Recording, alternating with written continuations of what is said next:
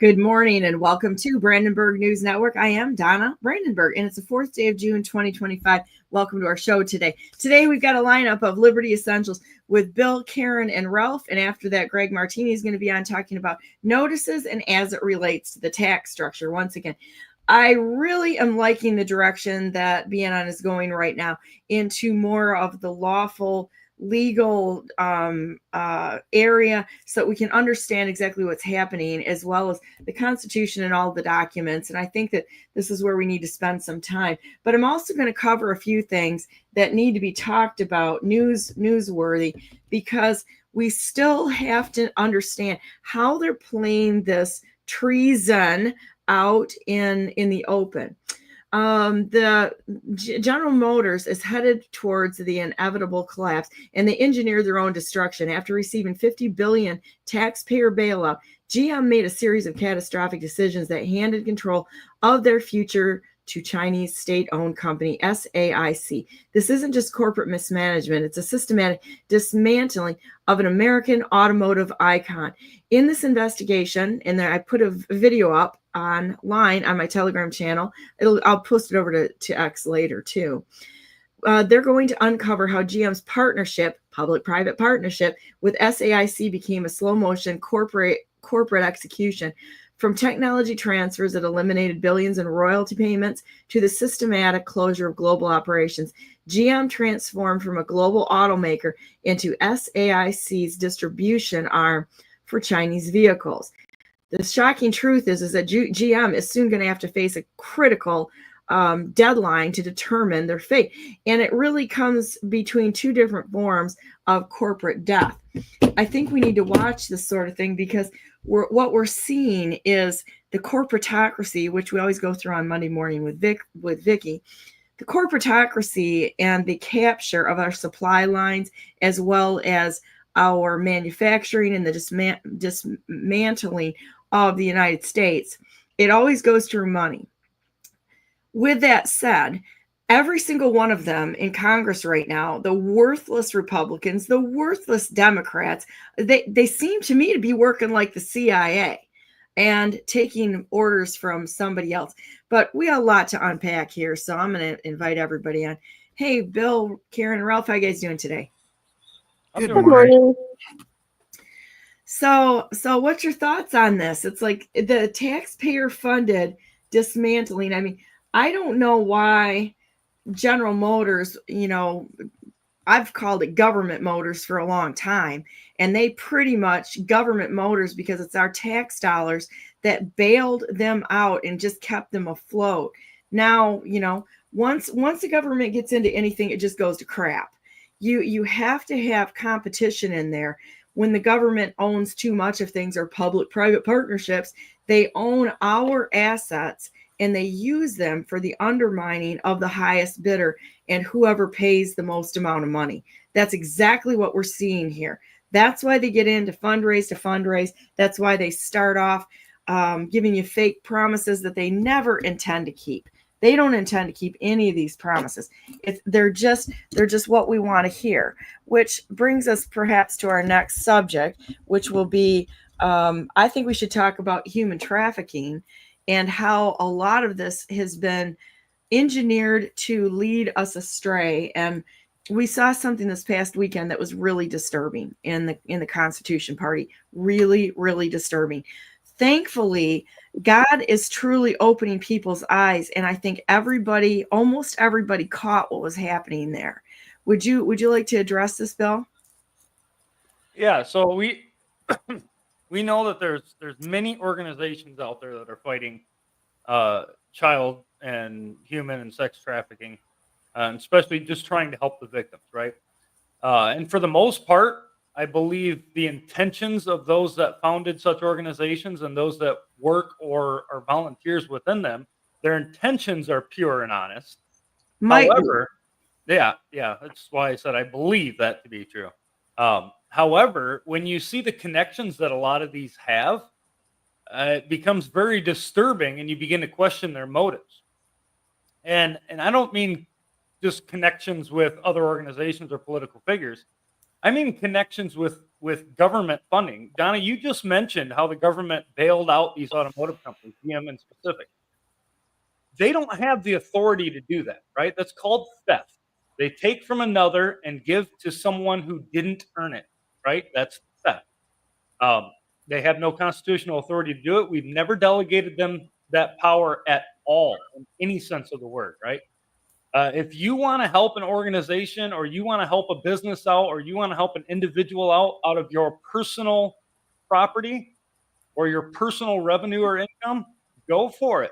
That is your absolute responsibility, or your absolute individual prerogative.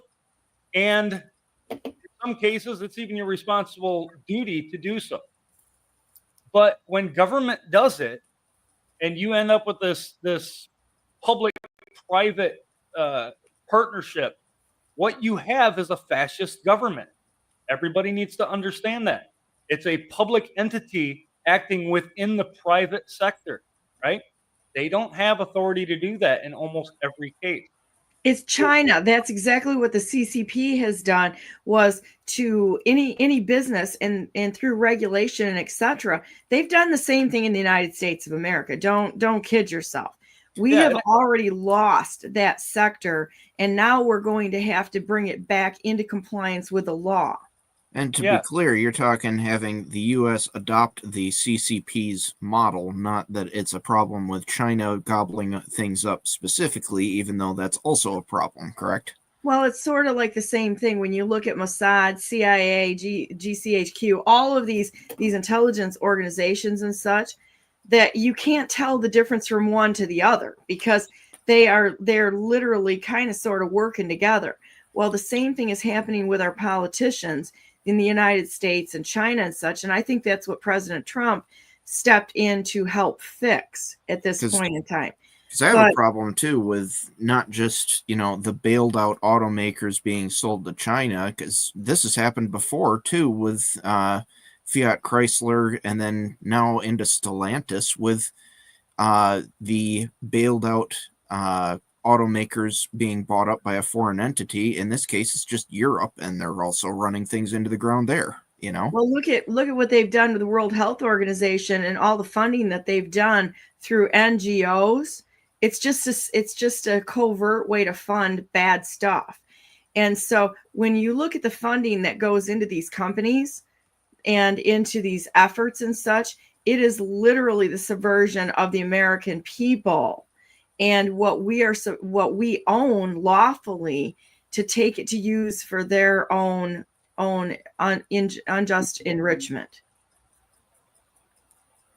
Yeah, and I mentioned on a show previously about China's involvement in private business, where they help fund private businesses with the anticipation of raising them up, and then they have kind of a tax profit off them, right? They get a profit margin through the government. And I mentioned that corporate welfare. I don't endorse that, though I can see some good in that. Definitely not at the federal level, however.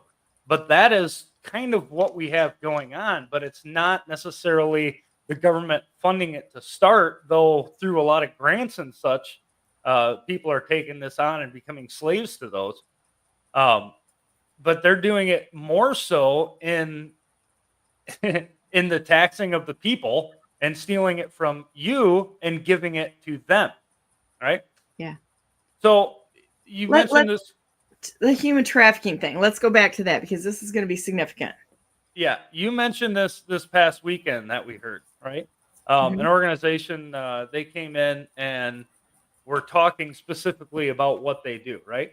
And one of their quotes that they gave, and I'll leave it in part so that it's not out there in the public too much, but in part, they're looking for women survivors of human trafficking to train them to return to the workplace, right? What? That is one of their main statement goal. It's right on their public IRS forms, in fact, and it's all over their website. Now, is it a good thing? Yeah, maybe. Oh, not to the other workplace, but to the general workplace. To the general workplace. Okay. Yes, correct. But that shouldn't be their specific goal. If you're in it to stop human trafficking, I already question the motives as to why you're pushing women specifically and driving them into the workplace and not teaching them, as the scripture talks about, training them up to be good godly women and good godly wives, or good godly servants to the Lord specifically. So you have that on top of everything. Now, Ralph made a good point in the chat before we go too far. He made a good point, and that we should be teaching people how to look these things up, right? Not just telling you about them, but actually give you the tools and show you how to do it. So before we even talk about what's actually on their papers, Donna, if you can pull up that IRS website, you can go directly to this website. It's apps.irs.gov, right? apps.irs.gov/app/EOS. That will give you a website where you can look up all the tax exempt organizations, right, that are filed with the IRS. Not only can you look them up by name, where they're at, but who their filers are. Normally, it's president or CEO, sole proprietor, anything like that. You can see who they paid to prepare such paperwork, and you can see their income and expenses. Okay. And when you get somebody who can actually go through 990s, like I did with Bethany Christian Services years ago, you will be able to find out what the real story is by following the money. And ideally, by watching this show, everyone watching should be one of those people that can go through 990s. That's right. That's right. Go through and try it sometime. Just look, because it's interesting. All of us need to be on watch. Go ahead, Bill. Yep, this is on all y'all now. Yeah. Yeah, there's really no excuse not to. If there's a questionable organization, just take 10 minutes out of your day and look them up. Odds are you will find some red flag. If you question them, you will find some red flag. And then you can dig a little bit deeper. You can find out where the money's moving from and moving to. This one specifically, before we actually get to the money portion of it, a couple of things were said this weekend, right? Again, we're talking about human trafficking, sex trafficking, such like that. It was mentioned by them that they are working with local, state, and federal law enforcement, right? Point number one. We did a whole show about this regarding where the Constitution states that law enforcement is to come from, right? Who is responsible for law enforcement? And our federal Constitution only grants that power to the militia or to the people, right? The president in second, he is to make sure that the laws are faithfully executed. But the people are the true law enforcement. So when you're working with agencies like police, who are hardly anything more than policy enforcers for local municipalities, already there you have a problem, because as Donna can dive really deep into, the police force are not often, but the police force are also entangled with sex and human trafficking. Okay? A lot of times you'll find these people go in and then they disappear somewhere. Right? There are stories you can look up all over the place, and the police are hands in the matter. Okay? Not only that, but you point me to one police agency that holds the Constitution, and I'll recant every word I just said. I don't know of one. Well, right? and to the point, I've got a friend, Ruth Rondon, who worked for Governor Snyder, and she was passed around by the cops by the time she was 18 years old. So if anybody wants to have any validity to any one of us anymore in organizations, in the government, in any, whether you're elected, unelected, NGO, regulatory agency, unless you're willing to clean that organization out, I don't even want to talk to you. It's like the adding legislation to our government. No. We're done with this. Go back to nullification and let's stop this pretended nonsense that's out there.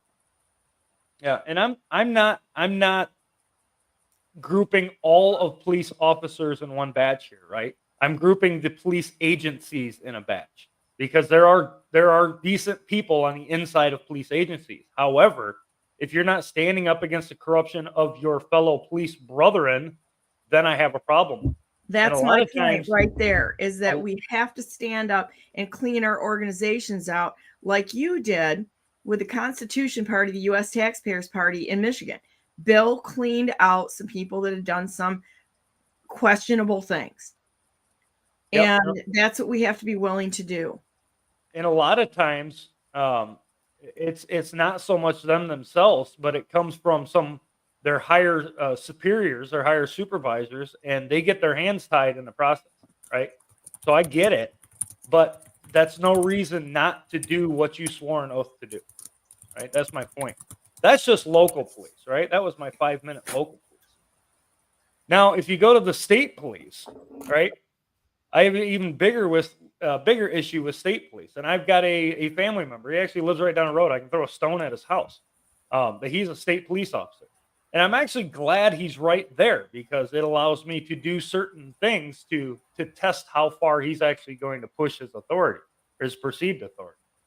But the state police have no authority to exist, at least in the state of Michigan. I don't know how y'all other constitutions are written, but our Michigan Constitution, we granted them no authority to establish a state police department. Okay. We left it up to our county sheriffs, who have their authority long before the Constitution even existed.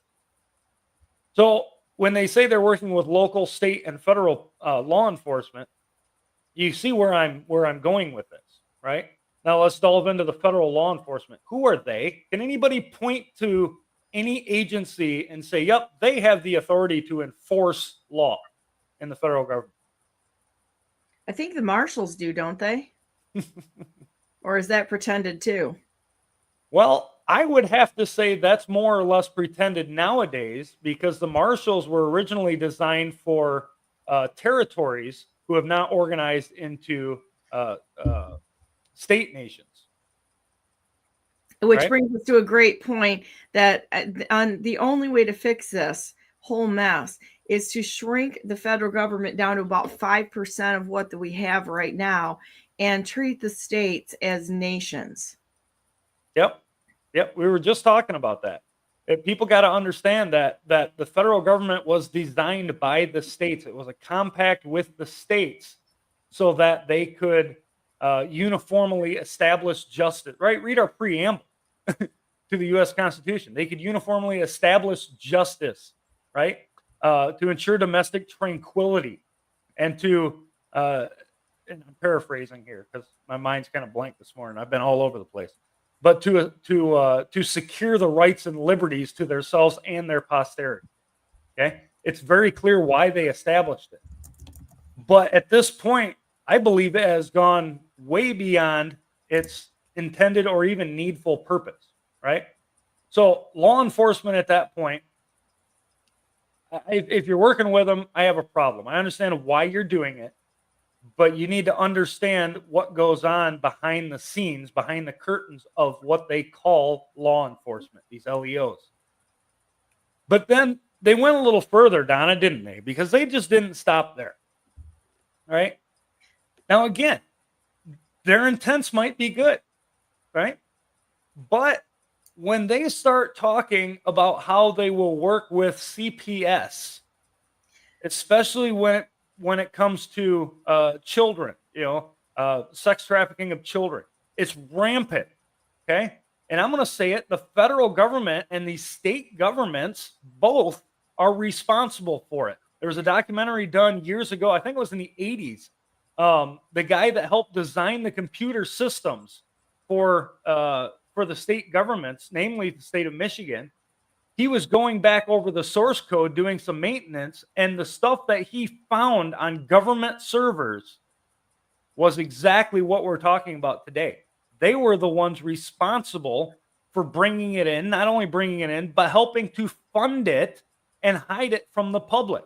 Well, look at what they did with the border. I mean, we have institutionalized child trafficking, weapons trafficking, drug trafficking, and we've got a real problem here. If they wanted to stop it, they could, but there's way too much money in it. There's too much threat and coercion on organized and it's kind of like an organized crime network, but it is institutionalized in the United States. And to your point, in the meeting, when they started talking about, we're working with the FBI, we're working with CPS, and I'm sitting there going, you got to be kidding me. And in true Donna form, I had to say something. I was like, how can you even say call CPS when you've got a problem, when they're their largest human trafficking network in North America? How many kids have they lost, and how much have they paid for these kids? It's about $1 million per legal kidnapping from children away from their parents that they get. Yeah. This is not a this is not a good credential to brag on. But Seriously. even if, let's say, somebody's a little naive, but they want to help, and they started an organization like this, and they start working with law enforcement because they think, well, that's what you should do. And then you would think that they would discover at some point what's really happening, that if they are studying this subject and really trying to help the community, that it wouldn't take long for them to realize that these other agencies are actually part of the problem rather than the solution. Well, I'm going to point out an organization over here, and I'm going to name them by name because I already have. It's Women at Risk. And I went in there when I was running for governor, to see what they were doing. And they were supposed to be helping people overseas, specifically the Middle East, to get out of poverty. And as I'm walking around this place, they put an addition in, because I'd been in there years ago, and it was real small. There was an addition on here that I couldn't believe. It had to be probably $800,000 to $1 million addition they put on this. And as I was walking around, I'm looking at this going, there's 2 people in this entire office. 2 people. Glass front offices, expensive, hand-carved wood furniture in there. The glass fronts in the office buildings. I know how much this stuff costs because I've done construction and design on those kind of improvements. And it was absolutely shocking. We get upstairs, and they were selling crafts that allegedly these women in foreign countries were making. And so I get upstairs, and I start seeing they've got a craft room there, and they're making crafts there on the premises. And I'm like, well, I thought that your stuff was coming from overseas. Well, some of it is. And I'm like, okay. And I said, this is kind of interesting. And they said, yeah, most of this is made right here. And so my spidey senses are getting more bristly right then and there.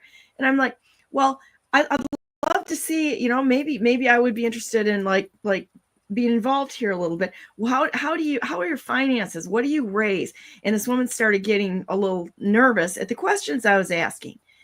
And so I kept pushing it a little bit. And I was not probably her favorite person for the day, because I actually asked some questions. And finally I said, well, with this big place, and you've got at least probably 20 offices in here, plus a huge conference room and a gathering room, and where her fatal mistake was on this. And I said, what do you use this big area for? Well, one of my kids is having a shower, so we're going to do a baby shower up here, and we gather once a year with the donors up here, and once a year. And it was just like kind of shocking. And I'm like, how many people are you actually helping? About 10.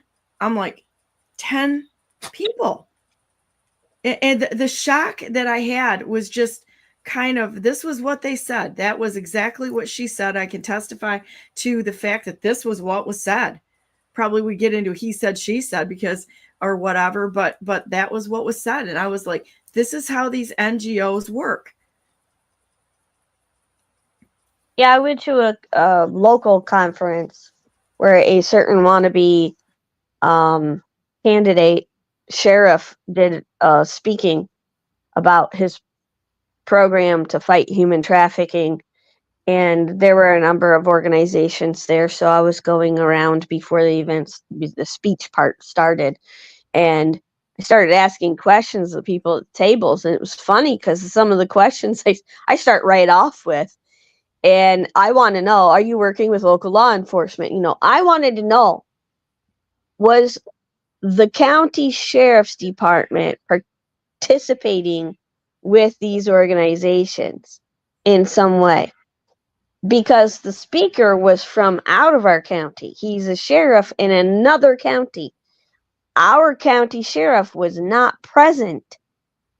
He didn't have a deputy there. So I started asking these types of questions, and they look at each other and they're like, you're asking good questions. Like, they did not expect me, because nobody asked them questions like they're just full of smiles and this is what we do, and why don't you participate, volunteer, or give us money? That's what they're thinking to do. And here I am going, is our sheriff helping you at all? And the answer was, well, if we have a specific something to report. No, our sheriff's not there in any way, shape, or form. What does that tell you? You got to ask those hard questions, because then nobody, it's not always comfortable, but we have to do that. I know Ralph wanted to see me go through this process. Do we want to do this, or do you have something more to say, Bill, on specifically? Yeah, let me give one more point specifically on this organization, right? They had, this isn't Women at Risk that I named in another situation, by the way. This is a different organization on the east side of the state. Yeah. But yeah, they you'll find, and you're looking up tax organization search, so you'll be able to see how you do this.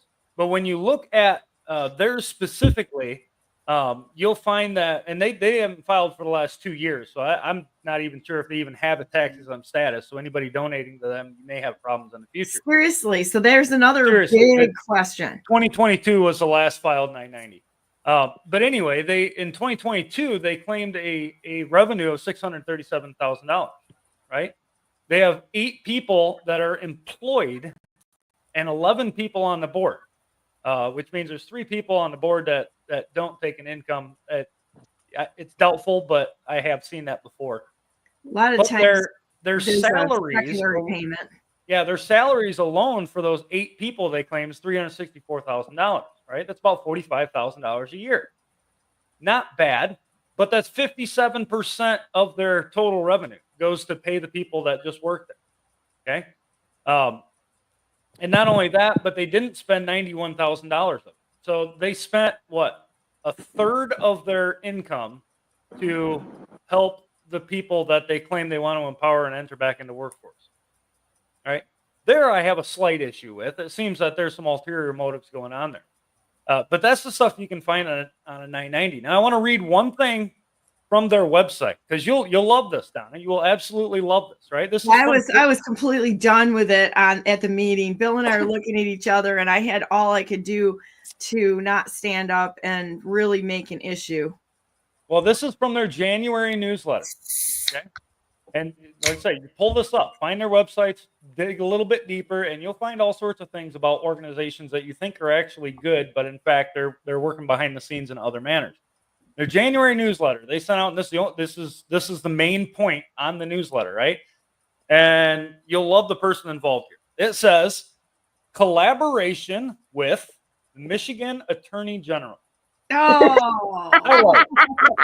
Nice. That one. Title of the newsletter right there. It goes on. It says the state of Michigan has been collaborating with law enforcement agencies, like I said, NGOs, like we talked about, survivors, and other key stakeholders, which I'm curious to know what the other stakeholders are. Stakeholders. To combat human trafficking. This January is Human Trafficking Awareness Month, and the perfect time to review what we've learned to improve our plans for the coming year. Attorney General Dana Nessel, right? There's a nice picture of her and her board administration with all the people that work there. Invited them to join a broad panel of service providers, healthcare professionals, remember those from 2020 2021, law enforcement, and lived experience experts at the Human Trafficking Awareness Day Roundtable. A wide representation of the Michigan community advised Michigan State Police and the AG's office on the state of human trafficking in our community. I'm going to tell you, the AG has ties to a lot of this. I question AG has ties to things. DTE. They've been funding things through there. There's ties to DTE. You've got Granholm that's been involved with consumers and DTE and the corporatocracy. This whole thing is connected together. I'm sorry. all of these organizations are so close. It's crazy. Where did you get that on the website? Under what tab? Here, I'll put it in the chat here for you. Let's just do that a minute, because I think this is interesting. And I'm not saying that they are in fact doing this, but there's some questions that before I were going to invest or contribute to this, these are questions I would want answered. How's that for a disclaimer? Yeah, that's all we can desire, is to look for answers, right? We have to ask questions, and really hard questions. Oh yeah, there's the Attorney General involved right there. So this is the same Attorney General that is not doing her job with Benson, who just had impeachment articles filed towards Benson. And also, you check out the money that goes through the NGO that she started, and her wife has contributed to signature gatherers, etc. We got some big questions to ask for answers, and this is one I would want to have some questions for this. So we're going to go back to this, and let's go through. I want to go through just curious. Okay, so here we go. I'm going to go to copies of 990s here. Let's see if it's letting me do this. Oh, nice. So that brings up another window. Okay. Well, I've got my cursor on it, and I'll see if I can bring something up. I'm going to go to, if I go drag down here, another pop-up comes in. You can't see it, but it's organization name. And I'm going to go to Bethany Christian Services, because I want to show you, there's a couple other ones that I want to show you how this stuff works. So here's Bethany Christian Services. We've got all sorts of different states. I think I found 32 of them the last time that I looked. Yeah, that list seems a little short there. This is a short list, so I'm not sure what's going on here, but let's just kind of take a look at this. Let's see what we have. Bethany Christian Services. Oh, that one ended in 2021. There's another one, 2021, that they've got filed. Here we go. And this is there. Did you know that in 2020, a lot of the state reporting that was going on, including the reports that the state was supposed to be filed, disappeared?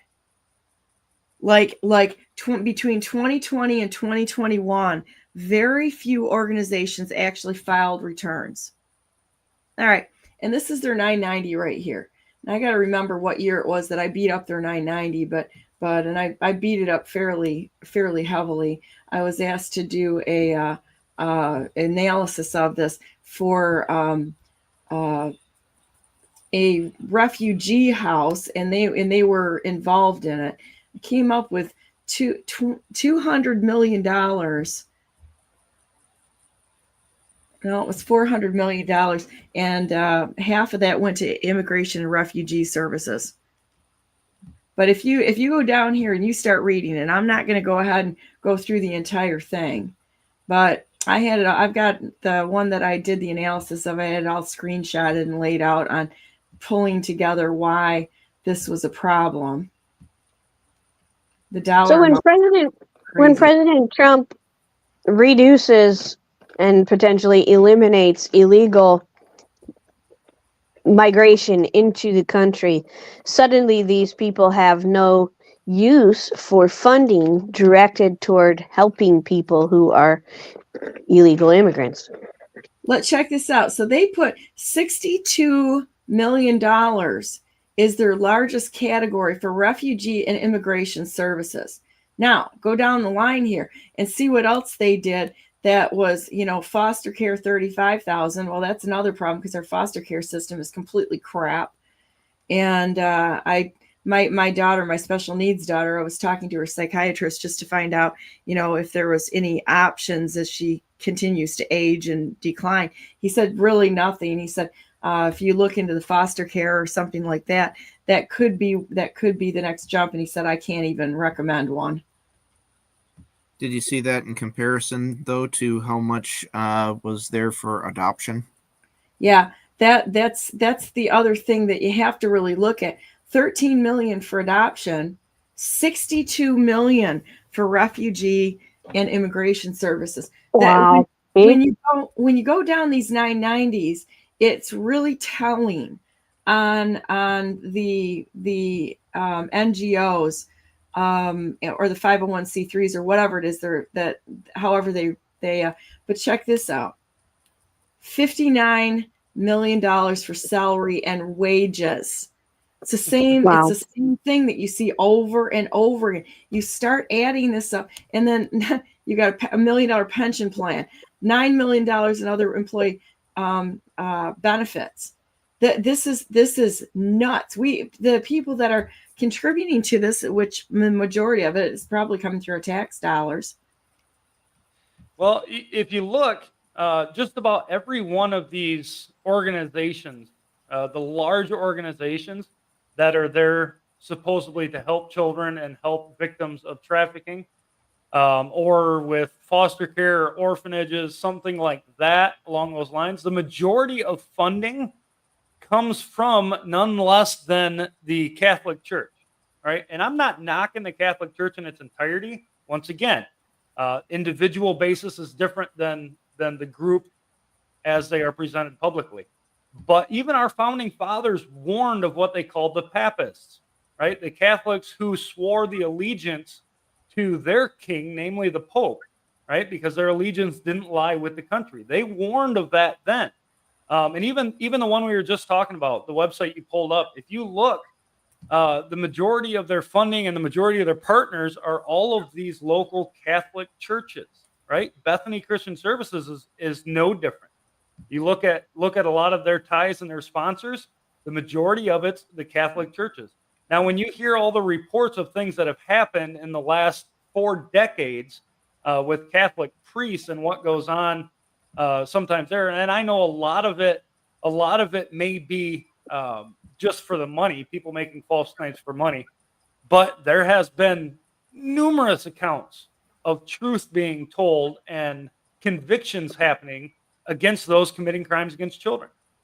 So why would it be that they are some of the largest funders of these organizations? You got to ask that question. Mm-hmm. Here you go. We've got Sub-Saharan Africa and Central America money out.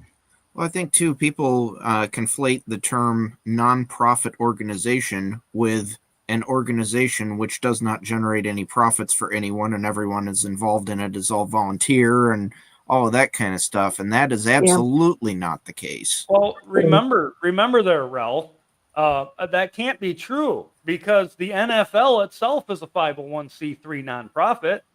Obviously, they're not making money.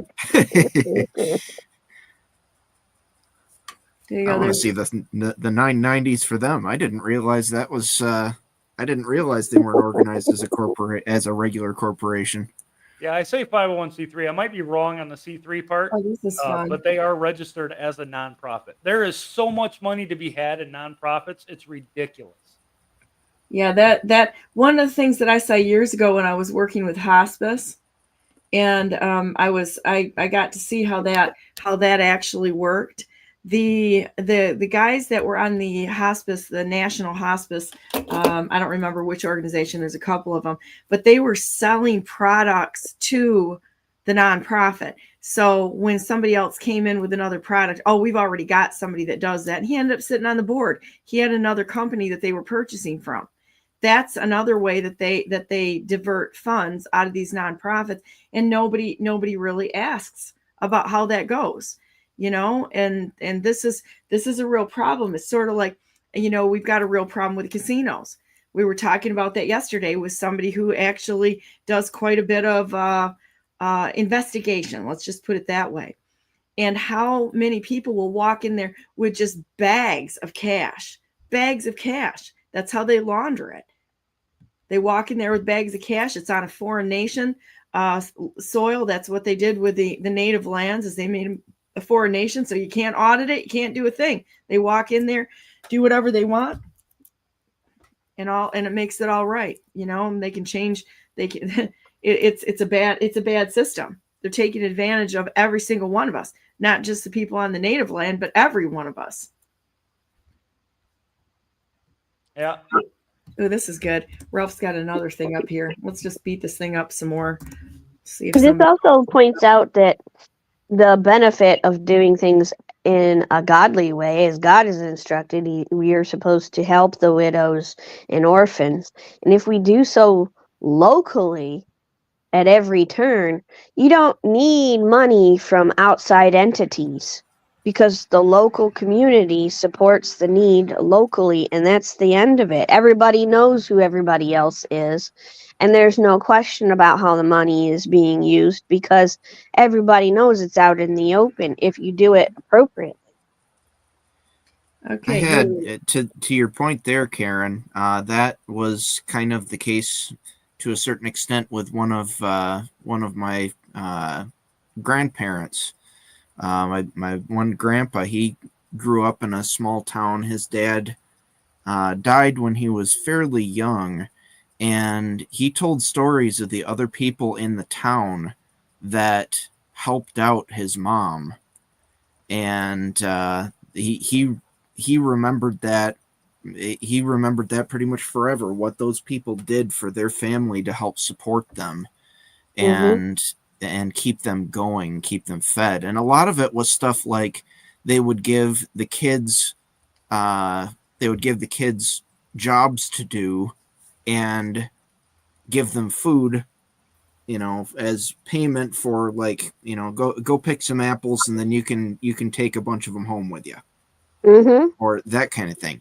So they didn't just give them a bunch of stuff. They had them actually do something, so they felt like they were participating, and it taught the kids, my grandpa, valuable lessons too, about really about work ethic at an early age, but it helped them immensely. Yeah, and that's the point. You have to get people involved, right? This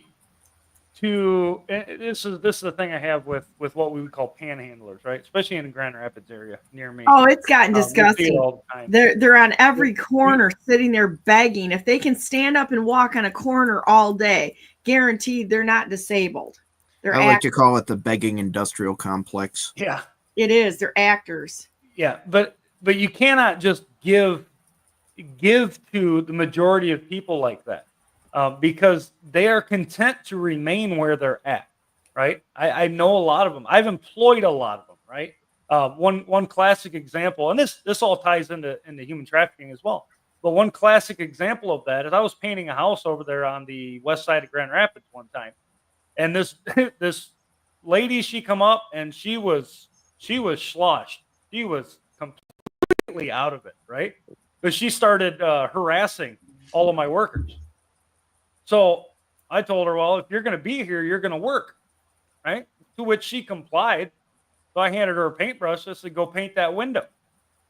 Well, she painted the window, and I gave her a little bit of money to do so, right? The most terrible paint job I've ever seen. I ended up having to redo it. But I sent a message to all of those in that community to say that you're not going to harass my guys and try to just extort money from them.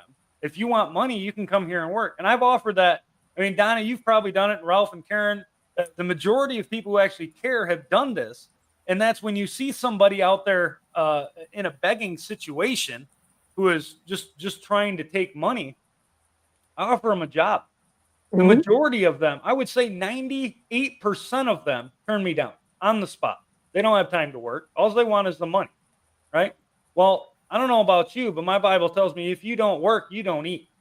And I'm not going to help you in that situation. I'll be there to keep your life, right? I'm not going to let you die, but I'm not going to help you remain in a situation that you don't want out of. And that's one thing that I had to learn the hard way, even among family members, is that they have to want to change before they will accept somebody to help them. It's a hard thing to learn. We just want to help people, but they have to want the change. They have to see the problem, right? That's the same reason goes into the modern day gospel that comes out of American churches. Okay, you'd say this prayer and be saved, kind of thing. That's not the case. If you don't understand that you're lost and condemned, you won't see a reason to get out of it. And that's the whole purpose of the gospel message, is to show you the law and show you how you're condemned within it before you will actually accept a way out of it. Otherwise, everybody is content just to remain where they're at and, maybe better themselves physically, but all the while your spirit's just dead inside you, right?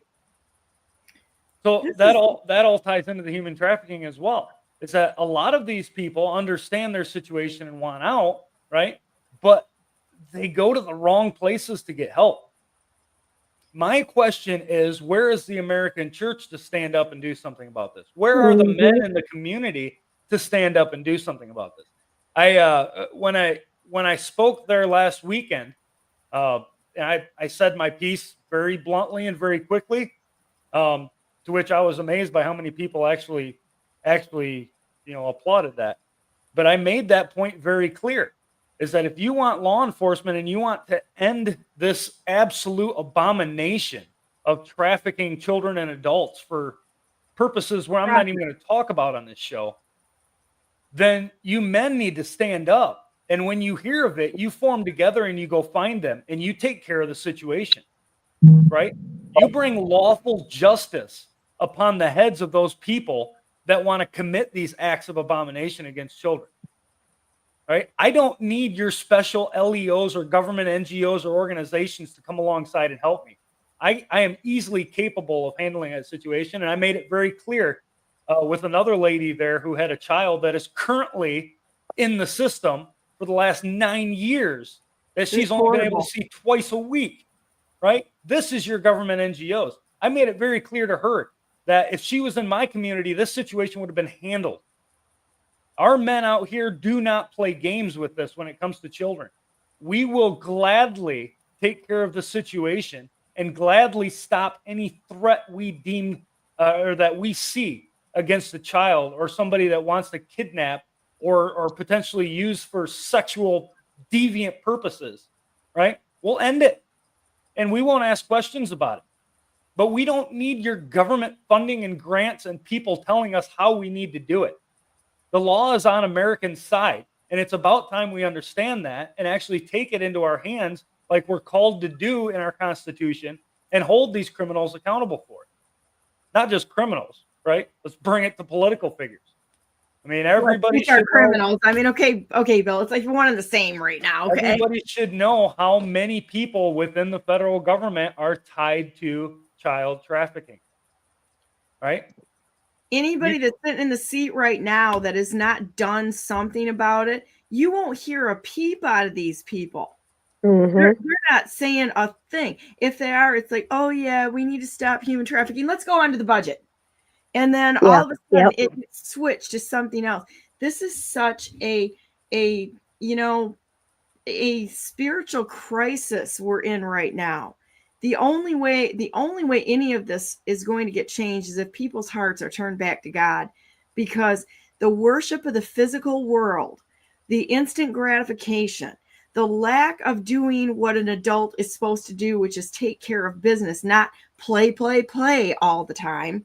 I'm so disgusted by this play all the time mentality. You can do whatever you want to do. Well, yeah, you can walk out in front of a truck too and not pay attention to the rules, and you're probably going to suffer consequences. When God puts the rules out there, it's his world. It's his sandbox. He loves us because he created us. He's trying to keep us away from the dangers that he knows are here. And if we listen to him, that's our only way out and the only way out for each other. And if we're not willing to stand for other people, our lives are absolutely worthless. It's all instant gratification. There's no point unless you're using the gifts, your time, to serve other people. To a certain extent, I think we are approaching the maximum limit of good times create soft men before it starts turning, because there's still too many people that are like, I don't want to talk about politics. I don't want to get involved with politics. Well, I'm sorry. Politics is upon you, whether you like it or not. Mm-hmm. There's a local couple where the woman, they both ran for township, whatever the title is, Trustee. in a nearby township. And they didn't market themselves at all, and they won, and they flipped it from Democrat to Republican. But she used to say that she didn't get involved in politics until politics got involved with her. But people don't realize that politics is involved with everybody all the time. We just don't. We're trained not to see it. And that's one of the things that's happening right now is people are getting the veil lifted to see how involved politics is with their lives and how bad it has gotten for them, and they just didn't see it. Once you see it, what are you going to do about it? Hey, you're never the same, and then you run for office and you realize that this is like a real crap show out there, because anything the government gets involved in turns to crap, and I mean total crap. And that's where the term civil body politic comes from, Karen. I know you're aware of that. It is not just politics, but it is our civil realm in which we live. Everybody has a part of it, right? Abigail Adams made that point very clear to John Adams when they were talking about certain things within the Continental Congress. She had mentioned to him that she lives politics every day, right? When she goes and buys food for her family, she's living politics. I mean, everything she does, I can't think of the complete list. It's been a long time since I read that. But that's the point, is that everybody is living it, whether you want to talk about it or not. You're in it, right? You are part of the civil body politic. It goes on around you, whether you take part in it or not. So it's better to take part in it and get it corrected on its right path than it is to just let it continue and wander off. There was this is politics right there. Yep.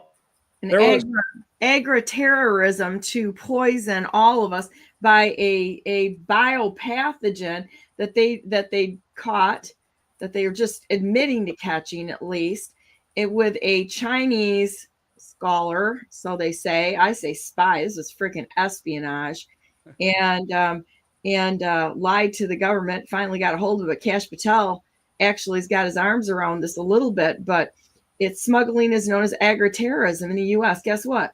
This is politics right there. All the bad stuff you can look at and say there's probably a hand in it.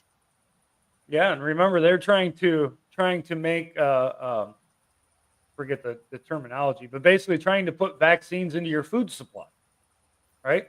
For us people who are what being termed as purebloods now, but for us people who refused it, they're still trying to force it. That narrative has never left. Don't think we're beyond that, people, because there are people still that are dying from the same thing that was issued out in 2020, from the same bioweapon that they've been injecting people with. And now they're trying to get it into your normal food supply that you would buy from the store, right? This is why it's so important for people to understand that it's your duty to provide for your own, right? Paul made that very clear when he talked to Timothy.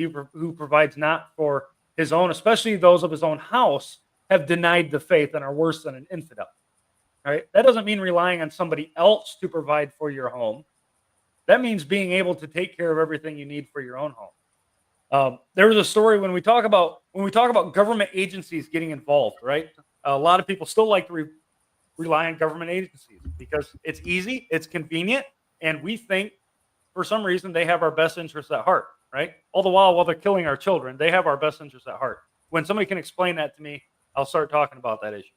But there was an example of that. There was a story, I think it was out of Colorado. But there was a mountain road, right? There's a mountain road with a guardrail. And the local government there at the time had noticed that there were many accidents happening off this guardrail, right? Off the mountain road. People wouldn't make the corner. They'd crash through the rail down the mountain and they would die, right? Long fall down there. They'd tumble and die. So the local government gets all this information. They say, well, what are we going to do? What are we going to do about this, right? No joke. It's a real story. Their solution to the problem was to place an ambulance at the bottom of the mountain. Gosh. Right? Let's cure the symptom. Let's not cure the problem. That's government. They can only deal with the symptoms. The problem lies within the people themselves, right? When we right ourselves, the government will right itself beyond us because they know we won't tolerate it. But that's the example of relying on government. That's the kind of stuff you get. It's nonsense when you start thinking about it. What do we got? We got just a minute here before Greg comes on. I want to read this out, and it's not too long. Can I give a quick shout here? There are these these products you can buy online. Amazon has them. I'm not totally a fan of Amazon, but I like Amazon for certain things. But you can buy these food towers. This is hydroponics, but you can also get ones that have soil in them and grow your own food. You can grow it year round. There's no reason to be a victim. And grow your own foods with seeds. If you're eating stuff that, especially fruit that doesn't have seeds in it, just stop it. That is just clear as day that has been modified by some organization that thinks it's better for you, right? Seedless watermelons, that irritates me to no end. I don't want to eat them because I know that's not natural, right? There's something in there that God did not place on this earth, or something missing. Did you know that most of our weeds were actually brought over here for food, and they're higher, like purslane is higher in vitamins than spinach, because I used to forage. And so the weeds that you're throwing out of your garden, now I'm not telling you go pick everything and eat everything. However, you got to be a little smart. But most of the like purslane, lamb's quarter, all of that sorrel, you can eat all of that. And it's really high in vitamins. Yep. So if you'll indulge me just for a minute here. Please. We did a show back a while on the Mayflower Compact, right? We talked about the compact between those men before they even stepped foot on this soil, what they bound themselves to and their oaths to each other, that they would uphold a proper body politic, right? What I found a man by the name of John Robinson, who was a pastor out of the English church, who was not able to go with them. However, he sent a letter with them, admonishing them and exhorting them in their quest, right? And this, I believe, is very significant and probably inspired the Mayflower Compact, right? This was written in August of 1620. He said, "Loving and Christian friends, I do heartily and in the Lord salute you all, as being they with whom I am present in my best affection and most earnest longings after you. Though I be constrained for a while to be bodily absent from you, I say constrained, God knowing how willingly and much rather than otherwise I would have borne my part with you in the first brunt, were I not by strong necessity held back for the present. Make account of me in the meanwhile as of a man divided in yourself with great pain, and as natural bonds aside, having my better part with you. And though I doubt not, but in your godly wisdoms, you both foresee and resolve upon that which concerns your present state and condition, both severally and jointly, yet have I thought but my duty to add some further spur of provocation unto them who run already, if not because you need it, yet because I owe it in love and duty. And first, as we daily to renew our repentance with our God, especially for our sins known and generally for our unknown trespasses, so does the Lord call us in a singular manner upon occasions of such difficulty and danger as lie upon you, to a both more narrow search and careful reformation of our ways in his sight. Lest he, calling to remembrance our sins forgotten by us or repentant of, take advantage against us, and in judgment leave us for the same to be swallowed up in one danger or another, whereas on the contrary, sin being taken away by earnest repentance and the pardon thereof from the Lord, sealed up into a man's conscience by his Spirit, great shall be his security and peace in all dangers. Sweet his comforts in all distresses, with happy deliverance from all evil, whether in life or in death. Now, next, after this heavenly peace with God and our own consciences, we are careful to provide for peace with all men what in us lies, especially with our associates. And for that end, watchfulness must be had, that we neither at all in ourselves do give, no, nor easily take offense being given by others. Woe be unto the world for offenses, for though it be necessary, considering the malice of Satan and of man's corruption, that offenses come, yet woe unto the man or woman, either by whom the offense comes, says Christ. And if offenses and the unseasonable use of things in themselves indifferent be more to be feared than death itself, as the apostle teaches, how much more in things simply evil, in which neither honor God nor love of man is thought worthy to be regarded? Neither yet is it sufficient that we keep ourselves by the grace of God for giving offense, except withal we be armed against the taking of it when given by others. For how imperfect and lame is the work of grace in that person who wants charity to cover a multitude of offenses, as the scripture speaks. Neither are you to be exhorted to this grace only upon the common grounds of Christianity, which are that persons ready to take offense either want charity to cover offenses or wisdom duly to weigh human frailty, or lastly are gross through close hypocrites, as Christ our Lord teaches. As indeed in mine own experience, for none have been found who sooner give offense than such as easily take it. Neither have they ever proved sound and profitable members in societies who have nourished in themselves that touchy humor. But besides these, there are diverse special motives provoking you above others to great care and conscience this way. As first you are, many of you, strangers, as to the person, so to the infirmities one of another, and so stand in need of more watchfulness this way. Lest when such things fall out in men and women as you suspect not, you be inordinately affected with them, which does require at your hands much wisdom and charity for the covering and preventing of incident offenses that way. And lastly, your intended course of civil community will minister continually occasions of offense, as will be as fuel for that fire, except you diligently quench it with brotherly forbearance. I'm going to skip a little bit closer to the end here. He says, lastly, whereas you are to become a body politic, using among yourselves civil government, and are not furnished with any persons of special eminence above the rest, to be chosen by you into office of government. Let me repeat that a minute.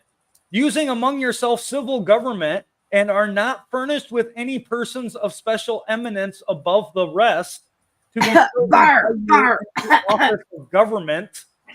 Let your wisdom and godliness appear not only in choosing such persons as do entirely love and will diligently promote the common good, but also in yielding unto them all due honor and obedience in their lawful administrations, not beholding in them the ordinances of their persons, but God's ordinances for your good, nor being like unto the foolish multitude, who more honor the gay coat than either the virtuous mind of the man or glorious ordinances of the Lord. But you know better things, that the image of the Lord's power and authority, which the magistrate bears, is honorable in all persons, be they ever so mean. And this duty you both may the more willingly and ought the more conscientiously to perform, because you are, at least for the present, to have only them for your ordinary governors, which yourselves shall choose for that work. Sundry other things of importance I could put you in mind of, and of those before mentioned in more words, but I will not so far wrong your godly minds as to think you heedless of these things. There being also diverse among you, so well able to admonish both yourselves and others of what concerns them. These few things, therefore, in the same and few words, I do earnestly commend unto your care and conscience, joining therewith my daily incessant prayers unto the Lord, that he who has made the heavens and the earth, the sea, and all the rivers of waters, and whose providence is over all his works, especially over all his dear children for good, would so guide and guard you in all your ways, as inwardly by his Spirit, so outwardly by the hand of his power, as that both you and we also for and with you may have after matter of praising his names all the days of your and our lives. Fare you well in him in whom you trust and in whom I rest. Think about that. 1620, he's writing the same things that we're talking about today still. All right? Oh, okay, some of us are talking about today.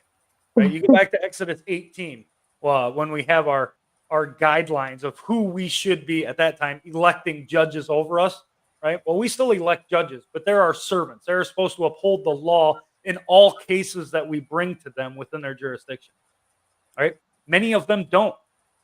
I know of very few. And the problem we have is that somehow we believe that whoever is holding an elected office or a position in an NGO or some government agency that doesn't exist constitutionally, somehow we believe they have the authority to do whatever they want because they hold that seat. Nothing could be farther from the truth in a republic. They are governed by the law that we gave them and by nature's law and nature's God himself, and are responsible to uphold such things, lest it's the people's right to alter or abolish it. Right? Now, we just spanned 150 years with that statement, right? But they dealt with the same issues. This is nothing new in America, and it's nothing new to the people of God. But it is new so much as this generation, watching them stand down in the light of these things happening, is just absurd in my mind, which is why I continually say, men, you better rise up and you better start taking care of these situations. Don't leave it up to government to handle the problem for you, because it has never in the history of the world been able to maintain its proper role without the people standing up and saying, you're out of line and this needs to be handled, right? I mentioned the Magna Carta out of line earlier before the show. Thank you, Ralph, for correcting me in that. But the Magna Carta was a perfect example of that. People who were willingly submitting to a king who more and more gained power and authority and started to rule tyrannically. And when it became a problem for the lower magistrates, all of a sudden they said, oh, no, we can't have this anymore. And so they forced the king's hand to correct the situation. Meanwhile, who was paying for the tyrannical orders of the king? It wasn't necessarily the barons, right? The king's princes and those who gave authority to govern. It was the people themselves, the peasants at the time, who are paying the price for what went on in a civil body politic capacity. The same thing happens. The people, namely the children, are paying the price for the lack of what the men will stand up and put a stop to.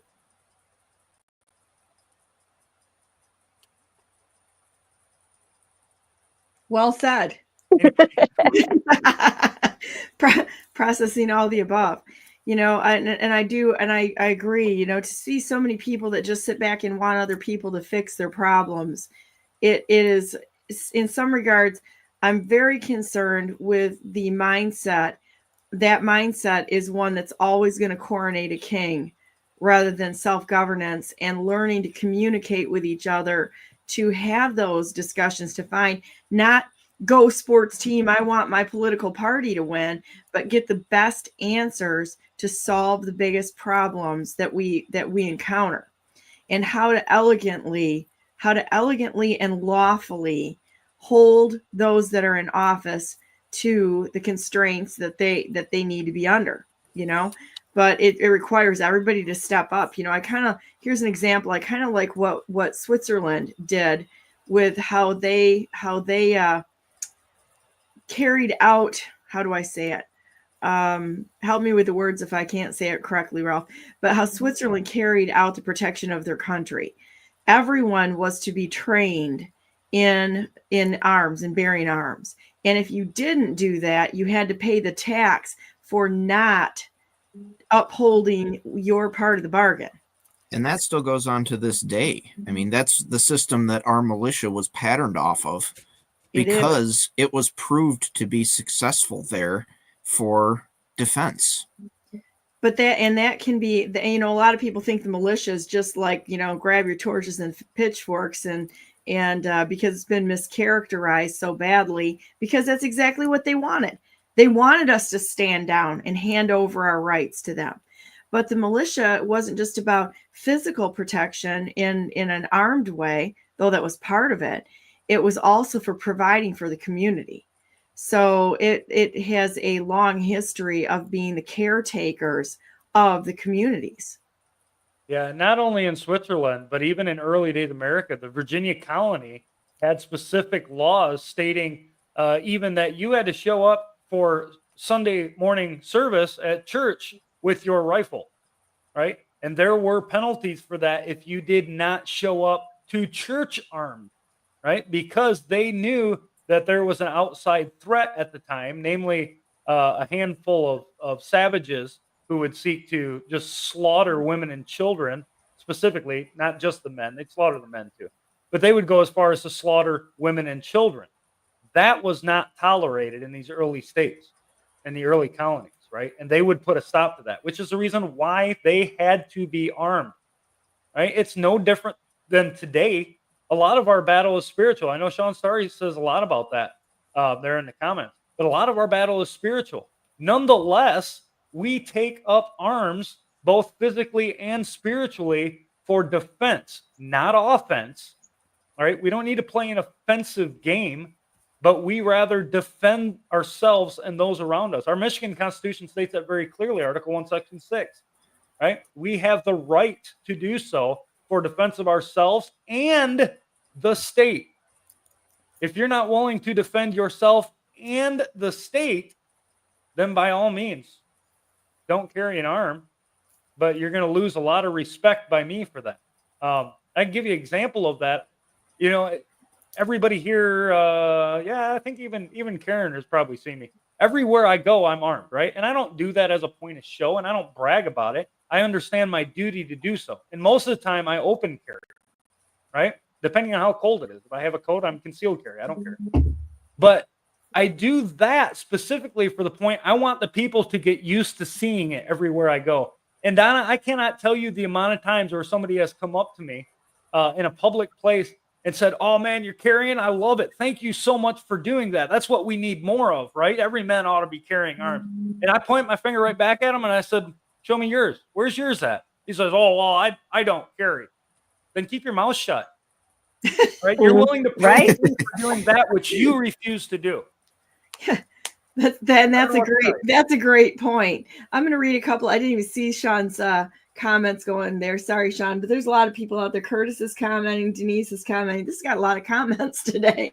So, problem with police training has undergone many changes throughout the last 100 years with reforms by politicians who use police as an arm of the political parties, i.e., Joe Biden 1993 crime bill. This is Sean. I should have had Sean maybe come on this morning. One of the purposeful changes to create chaos within the policing agencies. They are not taught how to de-escalate situations. More about escalating situations for fund creation that funds the city, municipal, state, and federal. CPS was created to control families, to kidnap children from families, an agency to target family units. Lutheran social services are nothing more than communist social enforcers. Lutheran social services were busted moving illegal immigrant children across the country over the past 4 years under the Biden administration. Worth the watch is a Badless Spiritual. I think that's an Al Richards video from Facebook. Al's a good guy. He comes on here a lot too for comments. I'd like to see if you can link to the NGOs, link them to the World Economic Forum. Oh yeah, I'm sure that there's money passing back and forth there. American churches have lost their way and have become corporate entities. I have respect for my enemy who is set against me, but those who sit idly by while evil besieges are the root of the problem. Politics. This is Stanley Lazuski. I love Stanley. He's cool. Politics equals social management built on the principles of honesty, integrity, empathy, and strength with the guidance of God. Sean, come back on. Wow, we had a lot of comments today. We've been poisoned by our government since 1947 when they put sodium fluoride in the water after it's been filtered to cause bone density loss, neurological issues. Sodium fluoride is the base ingredient for every chemical weapon. And Stanley's got another post. It's like it's not just physical poisoning, it's a mind poisoning too. I thank you guys so much for the comments here. Survival versus Bible that has all known vegetation that can be eaten or used for medicine. We've got Curtis and Denise over here let's see, they reinvest the equity into hard assets. It's an equity investment banking from Curtis. The big four equity investment manipulators are BlackRock, State Street, Vanguard, and JP Morgan Chase. The big four sell each other loans and create equity out of thin air manipulation. Absolutely. Our original local government was removed from us and replaced. This happened in stages from 61 to 67. How much land in Michigan do executive agencies own land deeds to our land? A lot of land was transferred to Consumers Energy as well in 68, 69. That's a big beef of mine, is these energy cartels, and consumer shareholders has shareholders to answer to. So guess who the shareholders are? Denise, all these places need to be investigated by Cash Patel and Bondi, although I have reservations about both. We have no other choice. Michigan needs investigation. Ann Arbor is another begging city. On Mother's Day, a homeless person burst into Pretzel Bell. He was running from police, broke dishes, and pepper sprayed another homeless person. And so Denise, I mean, we can go on and on, but the comments are amazing. I'm going to bring Greg on. He's been patiently sitting backstage. Hey, Greg. So go ahead, Ralph. So I'd like to add something to that, and that, calling for investigations of places.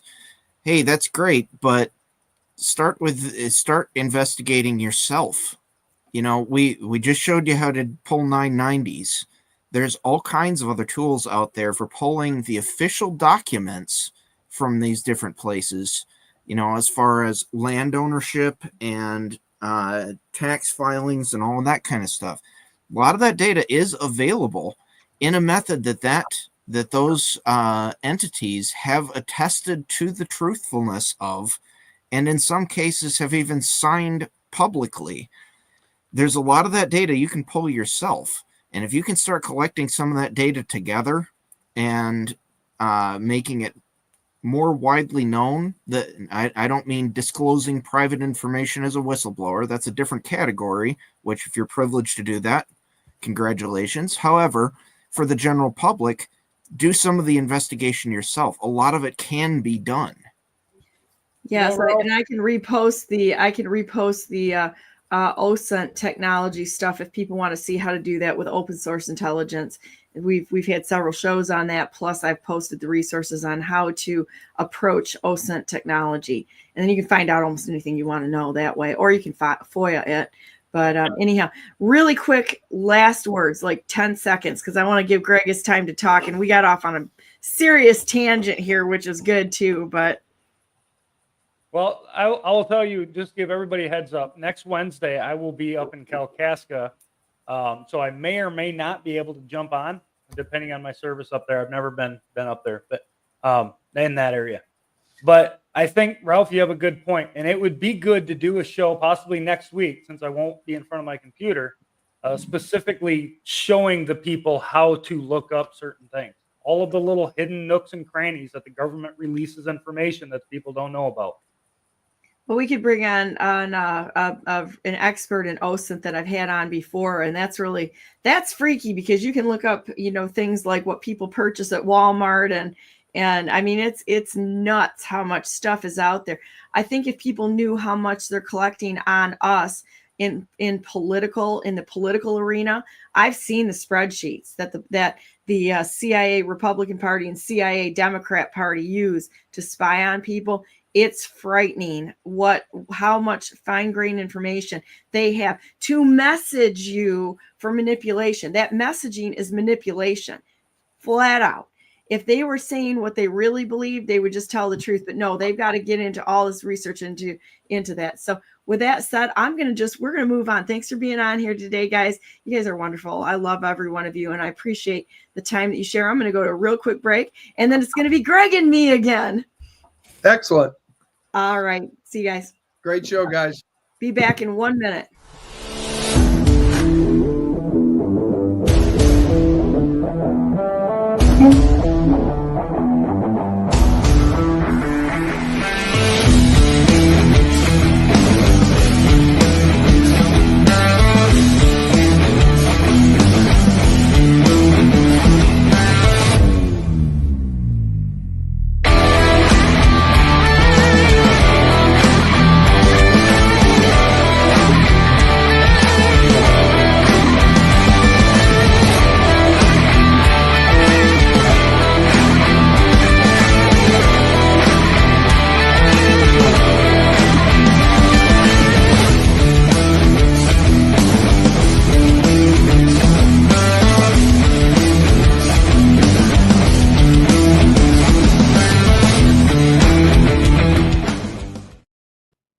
Good morning and welcome to the second hour of Brandenburg News Network. I am Donna Brandenburg. It's the 4th day of June, 2025, and welcome to our show. And I'm going to jump right in with Greg and me. How you doing today, Greg? Couldn't be better. Thanks for being patient with us getting on our tangent. I appreciate that, but unfortunately, it's kind of a loose schedule we have going here, and if people are moving in one direction, it's kind of hard to stop and pick up later. But we had all kinds of time today. So, what are we talking about today? What's on your mind? Well, I have no problem waiting, especially when Bill's reading a letter from 1620 from the ship that was our founding. I mean, we have to go back and remember these things because clearly that letter and the faith that they had in God, that's the one thing that we were built on, and we have to go back and keep remembering. If we don't remember our history, we're bound to forget it. And they've tried to, hide it from us so that we don't know that this country was built on God and His Word and love and faith. So this is interesting. So Bill sucked me into this book right here. It's hard to find, but document. Yes, it's a really interesting compilation of, let's see if I can get it in the camera here, of documents. Pretty exhaustive actually, and it's hard to find. If you can find it, it's by Chuck Baldwin.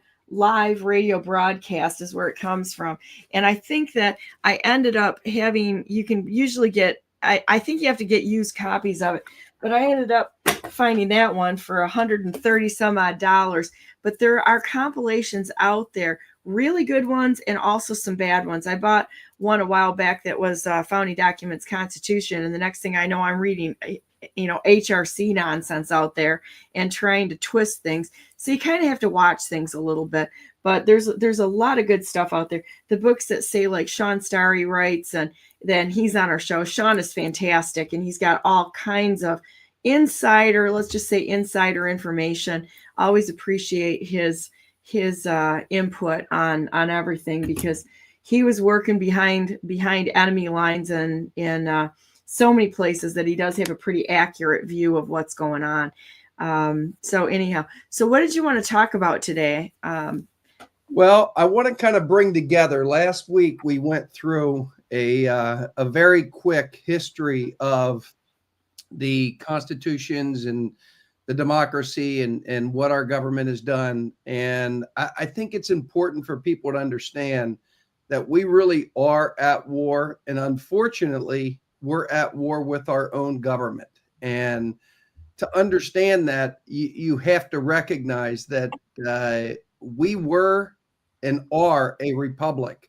But their goal from the very beginning, especially for the Federalists, was to basically rip that republic out from underneath of us. And they're very patient, and they've been very patient. And you did a show earlier in the week with Daniel Richard, and I think it's important. He said something profound, and he was relating it to the voting issue that he is filing a lawsuit on. But I think it's important, much more from the voting, to understand the 14th Amendment and what it actually did to us.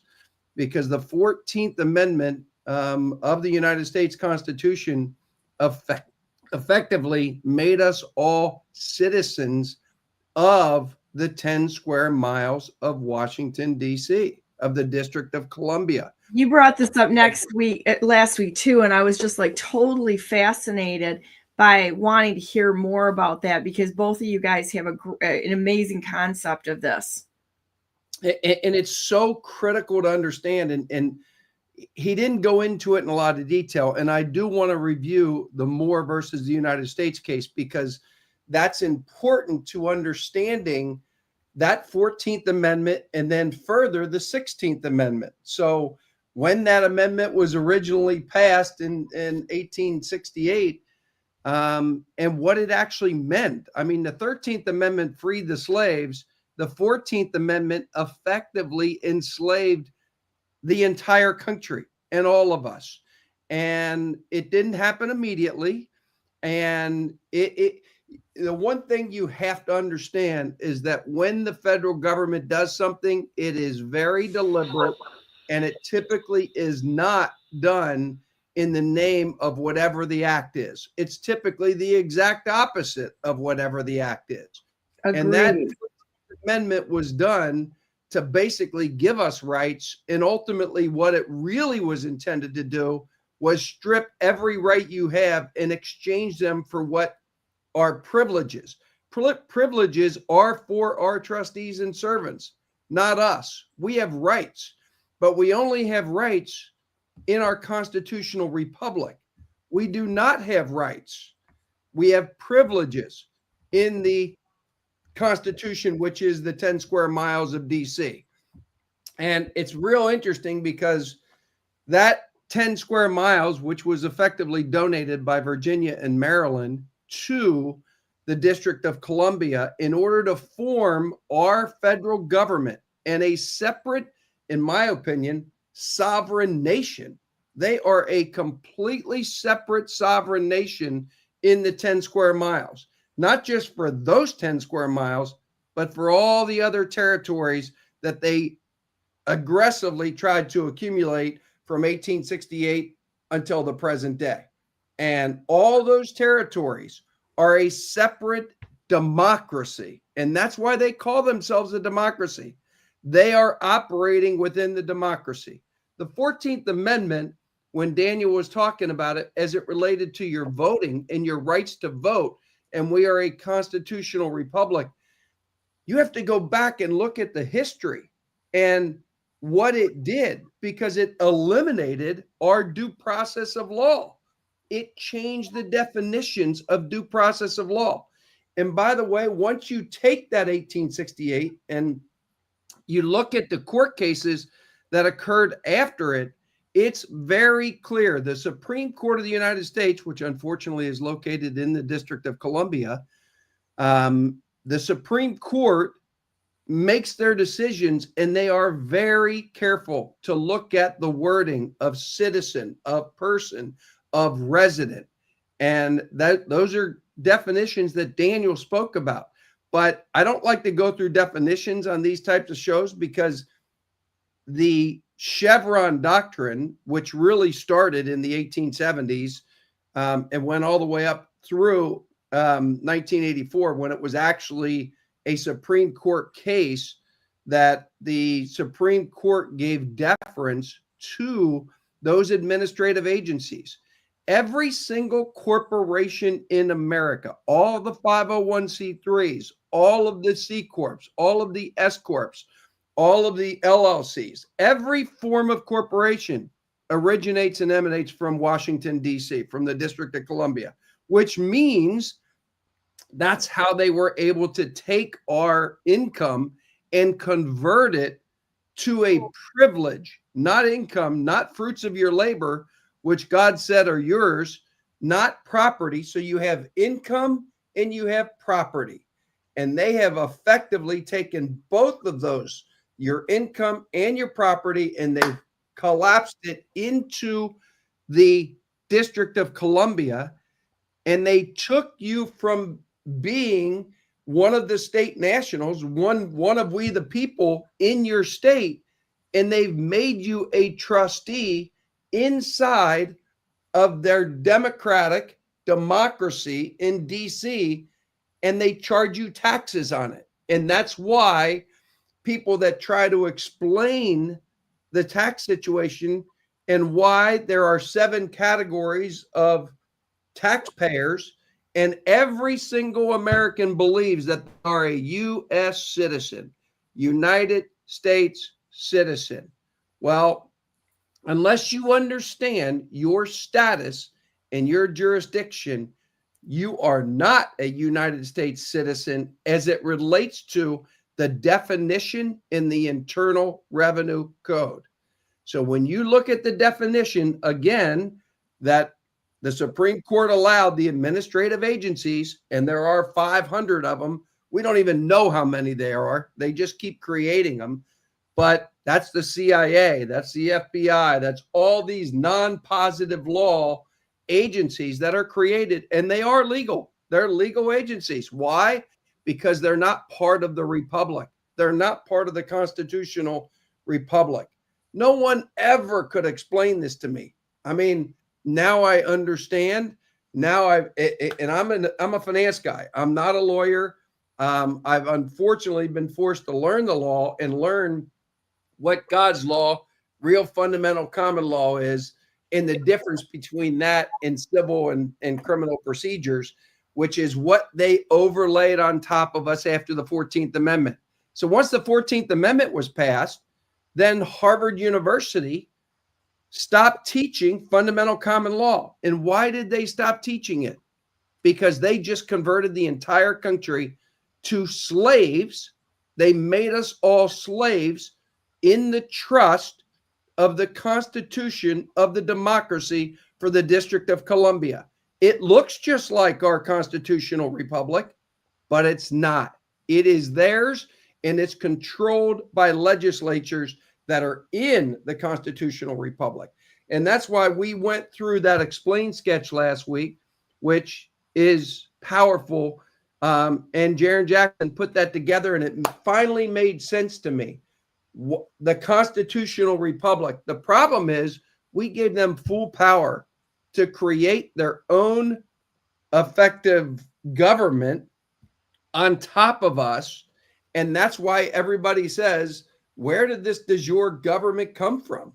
How can we possibly have the constitutional republic, and overlaid on top of us is this constitutional democracy that literally is its own sovereign nation?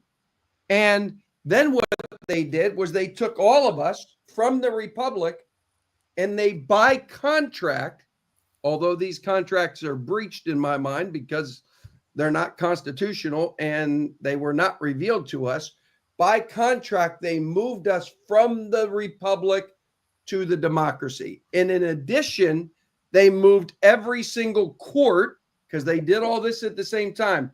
And you look at the activity after 1868 and the Organic Act of 1871. Last time we talked about the Organic Act of 1800 that created the District of Columbia. Now the Organic Act of 1871 created the beginning of moving everyone into the trust under contract, and then making us continually sign these affidavits that we don't even realize they're affidavits. And Daniel mentioned this as it related to our voting rights. I mean, they literally stripped us of our voting rights. They put whoever they want in power. We don't have a choice. We've got to get rid of Republicans and Democrats, every single one of them. Because at the end of the day, unless they are truthful with the American people and tell us how our government is formed, what the structure is. And remember, back then, we didn't have the internet. We didn't have the ability to assemble like we do today and get information from, Georgia all the way to California, and have people, discuss for the common good what our rights are and the difference between those rights and notices. And that's why our group does notices and affidavits, because we're willing to put we the people who are supposed to manage our government, we are supposed to be in that trust, in that social compact of the constitutional republic. We are supposed to be the beneficiaries. And we're also supposed to be, more importantly, the trust protectors. And right now, they took us from this constitutional republic. They moved us over into, sorry, I talk a lot with my hands. They moved us over into a constitutional democracy. And they not only, we are no longer the beneficiaries of the trust in the democracy, we are trustees. They made us trustees. And why would they do that? What is the benefit of them making us trustees? Well, now they can tax your income. Now they literally have the right to tax your income. And they give the appearance of the 16th Amendment, which says government has all power to tax. But what they forget to tell you is it's non-positive law, first of all. And its amendment, it's the very first amendment. I mentioned this last week. That is not part of the constitutional republic. It's part of the constitutional democracy that's sitting in the 10 square miles of DC. That's a hard concept for people to accept and understand. But I can prove it to you because the Supreme Court has said repeatedly in 1895, 1894, when the 16th Amendment was signed, and then in 1895, when a case actually went all the way to the Supreme Court, it overturned, the ability of the federal government to tax us because it wasn't apportioned among the states. It was considered a direct tax, and it was on everyone's head. And a direct tax is for war and war only, and that's based upon the United States Constitution, Article 1, Section 8. And that direct tax, there's a difference between direct and indirect. An indirect tax is a duty, impost, or excise. Finally, in the Bruce Shaber case that occurred in 1913, the Supreme Court would not identify it as a direct or an indirect tax. The only thing they would say in that case, and they were very vague because they didn't want to overturn the government, was that the tax gave the federal government no new powers. Well, if it gave them no new powers, then they didn't have the power to put a direct tax on our income and our property, which is what they've done. Well, the way they did that was by taking our rights away, giving us privileges, making us sign licenses all over the place, a license to drive my car, a license to practice my business, a license to, really, there's licenses for pretty much every single thing we do. And that is because they have to keep reaffirming and putting you back in to the District of Columbia. And the way they do that is by contract. And they get you to keep saying repeatedly, and this is why they can sue people that are sovereign citizens that don't file tax returns anymore, and they do it based upon their constitutional right. Well, the problem is you've signed all these licenses and you signed all these contracts that basically tell the government that you are living as a non-resident alien in the District of Columbia. So if you're constantly telling them that, it's pretty easy for them to win 98% of every case they take. And they sue people that are, they call them, tax cheats, and they've got all kinds of labels and such. All kinds of labels. And why do they win those cases? They win those cases because people don't know their status, standing, and jurisdiction. And to understand it, they made it so complicated. I am a chartered financial analyst. I look at and analyze companies and businesses and, equities and debt. And I could never understand all of this financing and creative debt structures of the United States and how we were able to continue to create fiat currency in just unlimited amounts. So when we went off the gold standard in 1933, and by the way, we only went off the gold standard, which I find interesting. We only went off the gold standard in 33 in America. We didn't go off the gold standard internationally. We still, because people would have stopped taking our currency in 1933. So, oh, wow. We went off the gold standard internationally in 1971. Now, what happened between 1933 and 1971? Something major, World War II. So what do they do to us? They constantly create war, disruption, financial market disruption. They know what they're doing. They know why they're doing it. They're about ready to do it again. They attempted to do it with COVID, but they're getting ready to do it again. Now, I'm not. Did you ever feel that COVID was kind of like a test case in a way? Not only was it an attack, but there were so many tests going on during COVID of all systems out there, because I feel like they run tests to set it up for the real hammer being dropped. Well, the real hammer's already been dropped. The real hammer's been dropped repeatedly on us. We are just not putting the pieces to the puzzle together. That's really why I'm coming on your show. I would like to put the pieces together for all of us. I'm certainly willing to debate it, discuss it. I don't want anybody just to take my word for it.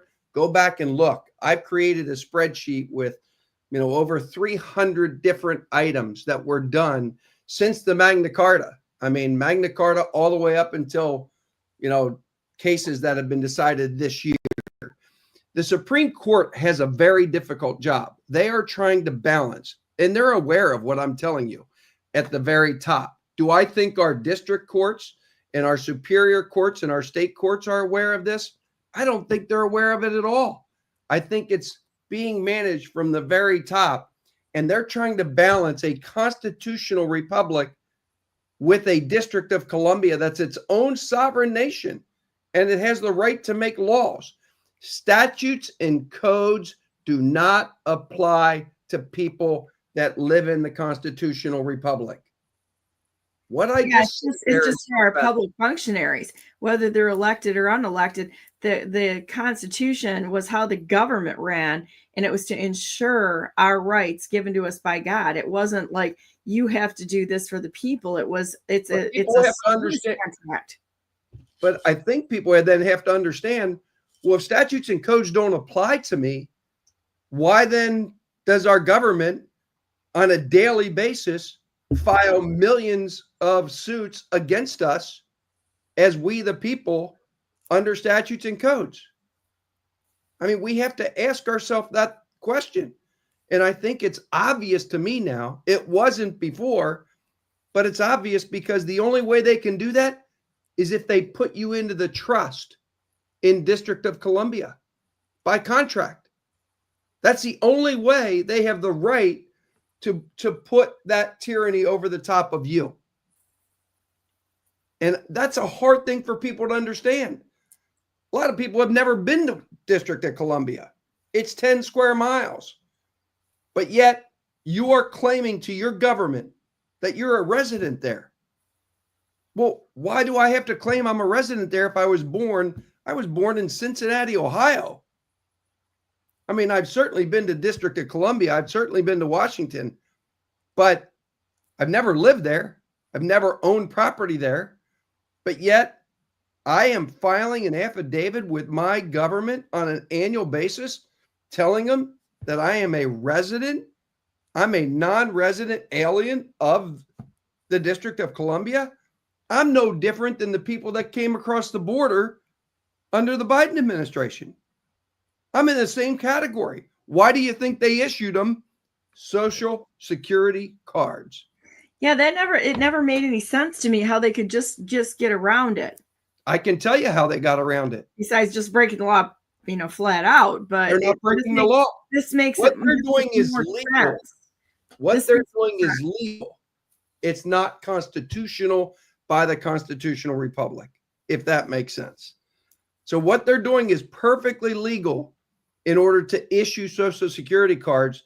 Those are a product in 1935 of the District of Columbia, of the legislature. By the way, wasn't our government set up to do one thing and one thing only, especially our federal government, to protect my rights? Well, all they're doing is trampling on them. And yet, not a single one of them gets punished. Not a single one gets an indictment or charged with maladministration. Not one. Why? I think they're exploiting our rights is what they're doing. They're doing it now. But if you don't understand, they're doing it legally under their constitution. They are not a republic. They are a democracy. They call themselves it. They do it openly now. They didn't 150 years ago, but now they do it openly. I mean, they do it openly right to us. They tell us they're a democracy. They've tried to convince every American we're a democracy, and we fight for the democracy. I don't want to fight for a democracy. I want to fight for a republic. Yeah, and look at all of the organizations that are out there that use democracy in their title, that are, NGOs that use it. They actually use it in the title. Because they are. They are statutory entities that were created under contract with the legislator of the District of Columbia, and they are corporations just like McDonald's is, just like, Amazon and Walgreens, all the rest of them. They're all constitutional entities out of the District of Columbia. And what they did, and everybody, it took me a while to comprehend this. They created one of those entities for each and every one of us. And you are the trustee of that entity. And that is our names in all caps. That's how they created the District of Columbia corporations. And that's how they keep a separate set of books. And they made you guarantors on the debt. That's why we don't have a currency in this country anymore. We have a debt instrument. It's not real currency. It is literally a contract between two entities. And that's a whole nother segment for us someday. But if you don't, I'm pretty sure we can find a lot of different subjects to talk about because there's been so much misleading and manipulation onto people in general. And it takes quite a while to break our biases. Even when we think we know what's going on, I think it's important just to listen, for everybody to listen and contemplate and take a few times to walk around the building, and what's being said. And so that our brains can actually process this much evil and intentional evil that has been done upon our country. This has been going on for a long time, as you said. Oh, it was going on before the Revolutionary War. I mean, people look at Alexander Hamilton and put him on a pedestal. He was the first Secretary of the Treasury, and maybe he did some good things, but at the end of the day, he also did a lot of things to benefit the Astor family, the Rockefellers, the Mellons, the JP Morgan. I mean, his goal was to, benefit them. I mean, the minute we formed our Constitution, the minute we flipped the paradigm and we made we the people sovereign, that's not taught in schools like it should be. They understood it for the first 100 years and they were able to protect themselves. Before we go on to that, though, let me go back to one other thing that they did in 1868. When they passed the 14th Amendment, that's when courts of record were the law of the land. I mean, courts of record were operated under fundamental common law and God's law. And they switched us from courts of record to courts of equity because now when you walk into a courtroom, you're walking into a courtroom as a resident of the District of Columbia. And those courts of equity, and that's true with CPAC, that's true with why all this tyranny? Where's all this money going? Why all these NGOs? They are all going, and it makes perfect sense once you start putting it together. You've got to track the money. You got to track the money. The money will give you 99% of the time what tyranny they're putting us under and why are they putting us under it. And it also connects all the criminals that are working together to subvert the nation, because they kind of work in packs. You can start connecting the dots between organizations, and the people keep showing up again and again. So what's the purpose of a corporation? What's the purpose of a corporation? Make money.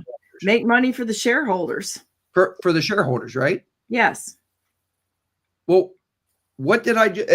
The sovereign nation of the United States, by definition, is a corporation created in 10 square miles.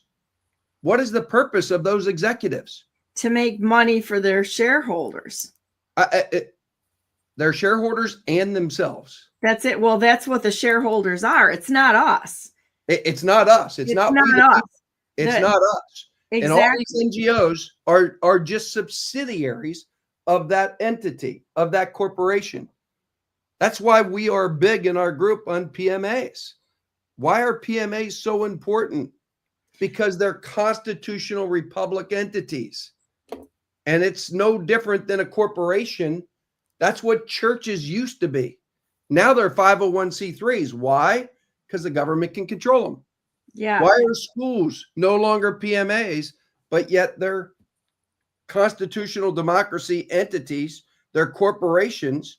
And that's so the government can dictate DEI policies and woke and whatever else they want to shove down us. But once they took control of those entities in 1868 and they put in our schools, they made them corporations and they put in them, they control their money flow.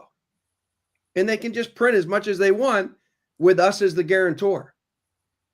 Because in 1935, a little known fact is they changed the definitions again, which were reaffirmed in 1984 in the Chevron case. They changed the definition, and the definition of you, which is all of us, every single American, is a debtor to the United States corporation and to our currency.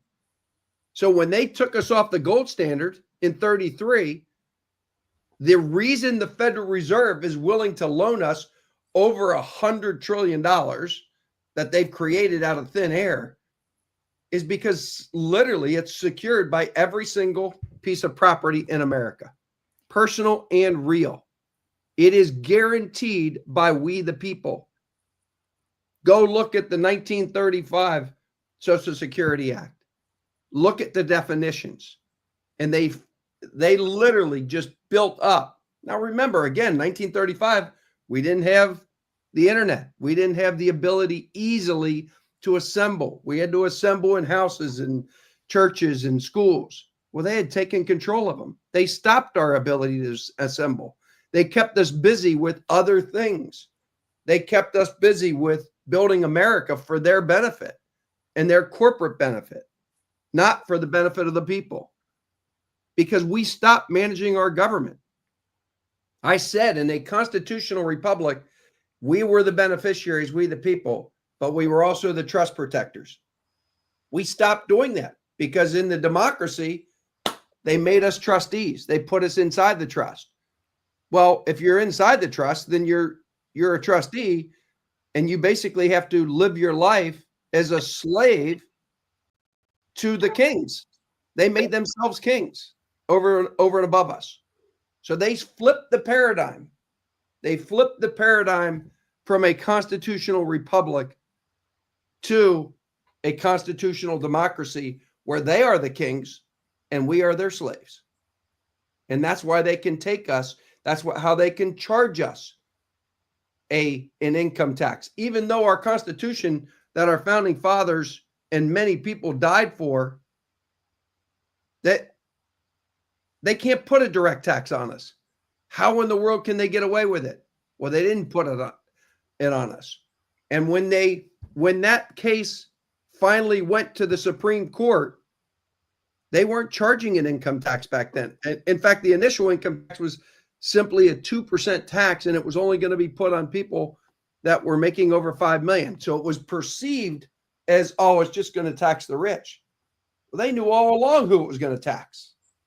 That's something that I really glad that you brought up, because I have not seen one piece of legislation, any proposals, any of these amendments for the state or anything that actually is clean. They have complicated things so much that unless you read the fine point or the fine print, you're not going to see the manipulation, and you've got to read the whole thing. You can't just run your entire life by headlines, not you personally, but that's the way that the majority of the manipulation happens.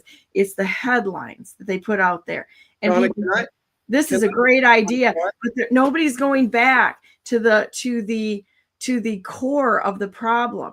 And they just keep layering more and more stuff on.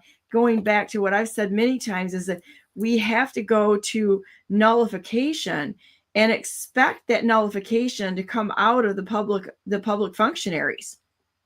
And can I ask you a question? Because here's my belief of what their long-term vision is. And I'm going to go and give an opinion now versus give, facts. But I believe that they've already shown their colors over the last 200 years. Absolutely. And so I think I'm entitled, based upon, 7 years of me researching, to find the truth. But I believe their sole goal all along is to convert us into a democracy, which is what they've done. We are effectively a democracy. And Daniel said it on your show the other day. We are a democracy, and we're operating as a democracy, and we're living in tyranny. And the republic still exists. So we've got the Supreme Court, who everyone in Washington has said they've gone rogue, because now they're literally telling you that if you bring them a case based upon rights and not privileges, you will win. And you will win. The problem is, how do you take it into an Article 3 court when they've converted every court into an Article 1 court that's created by the legislature? It's nearly impossible to get to the Supreme Court. And that's why notices and affidavits, we are inundated the Supreme Court with notices and affidavits so that they understand they can't block us. If you're only going to have the United States Supreme Court and the federal district courts, the appellate courts, that we can file cases in and get remedy as we, the people, we are a very, very small minority in this country. But that's okay, because it takes a small minority in order to win this war. We are at war with our own sovereign United States. People have to understand what that actually means. And I believe their goal all along is to suppress and annihilate and get rid of the constitutional republic, because rights are reserved out of the constitutional republics in all 50 state constitutions. When those rights are reserved out of the republic, and they can never, ever, ever write a law, a statute, or a code that would affect my rights, ever, in perpetuity. So they really, truly do need to get rid of the constitutional republic in America. They need to get rid of we, the people, being sovereign. And there's only one way to do that. And it's been the same way for thousands and thousands of years. And that's by taking over the land, taking over through war. Our government is at war with we, the people. Using environmental agencies and the clean energy nonsense, they have taken over so much land in this nation. And sold it through corporations or to corporations to foreign countries. It's incredible. Any change. And again, we ask, why are they doing that? Why are they doing that? They're doing that. The resources. Well, more important, more fundamental than that. If that's a United States territory, because they have funded it through their own corporations, which go down to the states now, because literally after 1871, the Organic Act, every state, including Michigan was the last one to do it in 1964, every state in the unions filed their own. Why? Because they couldn't get money from the federal government. Money used to stay local. Our founding fathers wanted local control of government, not top down, bottom up. So they had to do it. They had to take control of these territories, because once you're a United States territory, and there's numerous cases in the Supreme Court of the United States that basically claim when the United States of America Corporation buys a piece of land, whether it's for a military base or whether it's just for the EPA or whatever it's for. DNR, destroy, neglect, and ravage. It is now under their jurisdiction. Now, again, that's the negative news. And it took me years to understand the negative news. The positive news, we are still a constitutional republic. There is no other nation in the world that is a constitutional republic like ours. Our founding fathers were brilliant the way they structured it, but we, the people, have to fight to get it back. And we have to fight to get it back from the rogue democracy that they created that's sitting over the top of us. Now, and they've taken an oath. They've taken an oath, and Bill said this earlier in today's show, they've taken an oath to uphold our constitutional republic. But yet they've also taken an oath to the corporation that they're working for. And I think that's part of the reason Donald Trump doesn't take a paycheck. He doesn't want to take that paycheck and be an employee. The problem is it doesn't matter because he's getting other ancillary benefits, including flying on Air Force One. That in and of itself makes him a public servant. And all these attorneys that think they are immune from prosecution in the constitutional republic have another thing coming, because there's no immunity for them if they're breaking the law. They've got a job, they've got an oath to uphold, and if they break that oath, there's no immunity. Well, remember, attorneys for the most part they work outside of it. They think they insulated themselves by not being part of the constitutional democracy. They're just an advisor to the democracy. I wanted to show this. This is the federal public land, a little map here that shows how much of the lands that that's owned by the federal government. It's all federal lands. Now that doesn't even count the state land. It should be that should be shocking to everyone. Well, the state land, at least unfortunately it's now in the democracy, not in the republic. But shouldn't it amaze people that what the BLM did? We used to have allodial titles in this country when we started. Those are titles that are from the king, and it gives us rights to our property below and above.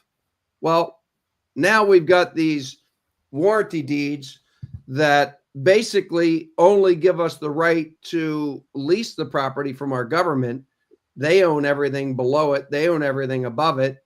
And all we do is have the right to pay them property taxes. Well, again, that was all part of what they did to us with the 14th Amendment. They put us into their trust, into their new trust that they created, and they began to take every single asset we own, because we're all subsidiaries, every single, and that's why they created corporations for us. I never understood why people would tell me, my name in all caps is a corporation. Well, why is that? What's the purpose of that? Well, now it's very understandable. I'm just a subsidiary of their District of Columbia corporation in their statutory corporation, and therefore they needed all of my assets, including my bank account, including my cars, including my house, including my properties, including my investments. They needed it to be inside of their jurisdiction. They needed it so that they could take me to court in a court of equity and not a court of record, so that they could literally take ownership of everything, including my children, which is what they did, because they made me sign a marriage license with them. And that marriage license locked me in to signing a birth certificate for every child that I had. Basically put my children into that same District of Columbia trust constitution, which is not the Constitution of my founding fathers. It's the Constitution of the 10 square miles. And that is a hard concept for most people to understand. It is hard for me to even explain it in a way that is understandable to people. And I hope this makes sense. This is why notices and affidavits, to me, are more powerful than trying to file in their courts of equity, because I can't win in a court of equity. I can never win. That they'll give me a small victory here and there, but that small victory that they're going to give me, they're going to take away at the next level. They have to. And why do they have to? Because they can't allow me to displace the democracy in America, because obviously that would bring down the country. And Thomas said it in, I can't remember the case off the top of my head. He said that it was a dissenting opinion, and Justice Thomas said that this is going to cost the United States, and he was speaking of the United States corporation, trillions of dollars. He actually wrote that in an opinion. Huh. I mean, It's amazing what the Supreme Court has given us. And Judge Gorsuch wrote his book. And that's powerful to me. That helped me put all these pieces of the puzzle together. And this puzzle is so complicated and was created over a number of years. I mean, when President Taft, which I'm ashamed because he's from Ohio and that's where I was born, but when President Taft basically was upset because of the Supreme Court and after they attempted to pass the taxes in 1895 or 1894, the Supreme Court then said, unconstitutional, you can't put a direct tax on the people. That's not by apportionment. What did he do? I mean, he basically went back to the drawing board, and it took him a while. He didn't do it overnight. He went back to the drawing board. He created the 16th Amendment. He made it appear as though it was an amendment to the constitutional republic, even though it was only an amendment to the Constitution in D.C., in the District of Columbia. It does not apply to we the people unless we tacitly acquiesce and we voluntarily, because our heads are in the sand and we act like sheep and we go right down the path and we say, oh, the 16th Amendment gives them the power to tax my income. Well, no, it doesn't. No, it doesn't. It only gives them the power to tax your income if you're working in the 10 square miles of DC, or you signed an affidavit saying to the federal government, yep, I'm a non-resident alien. I'm a foreigner that's moved to this country that, I certainly am foreign to the District of Columbia. And that's what you're saying to them. And then they're allowing you, and the IRS, I have called the IRS repeatedly, and I asked them repeatedly, what is my status? What is my jurisdiction? And my status is a U.S. citizen. Well, in their definitions, it says that I was born in the 10 square miles of D.C. or one of their territories. Well, I was born in Cincinnati, Ohio. And they don't own Cincinnati, Ohio yet. Well, they certainly didn't at that time. They probably own a lot of it now. But again, unless you understand these issues and you can put the puzzle together and you follow the money. And right now they recognize there is no way without massive inflation that they can possibly pay back all this debt. It's no way. I mean, we have $106 trillion of funded and obligations in Social Security, Medicare, and Medicaid. Those are monies that were taken from we the people and supposed to be in trust. Well, they've merged them in with the GBO. Now it's just all one budget. And they stole every dime out of that in order to create their sex trafficking trade through CPAC. And when Clinton passed those acts that allowed him to steal Social Security from the trust, literally from the trust, to support these kids, and they realized how big a business it is, I believe it's a $500 billion a year business.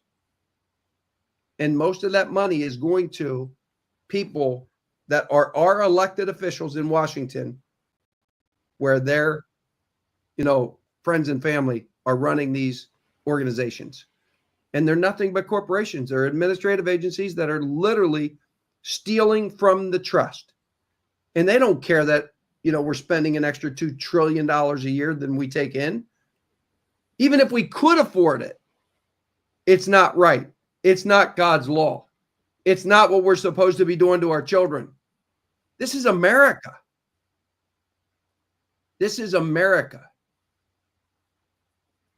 Well, and it's sad that it's gotten this far, but like we said before, it's taken a long time to get here. But the good news is, like you said, the constitutional republic is still there. We just have to go back to it.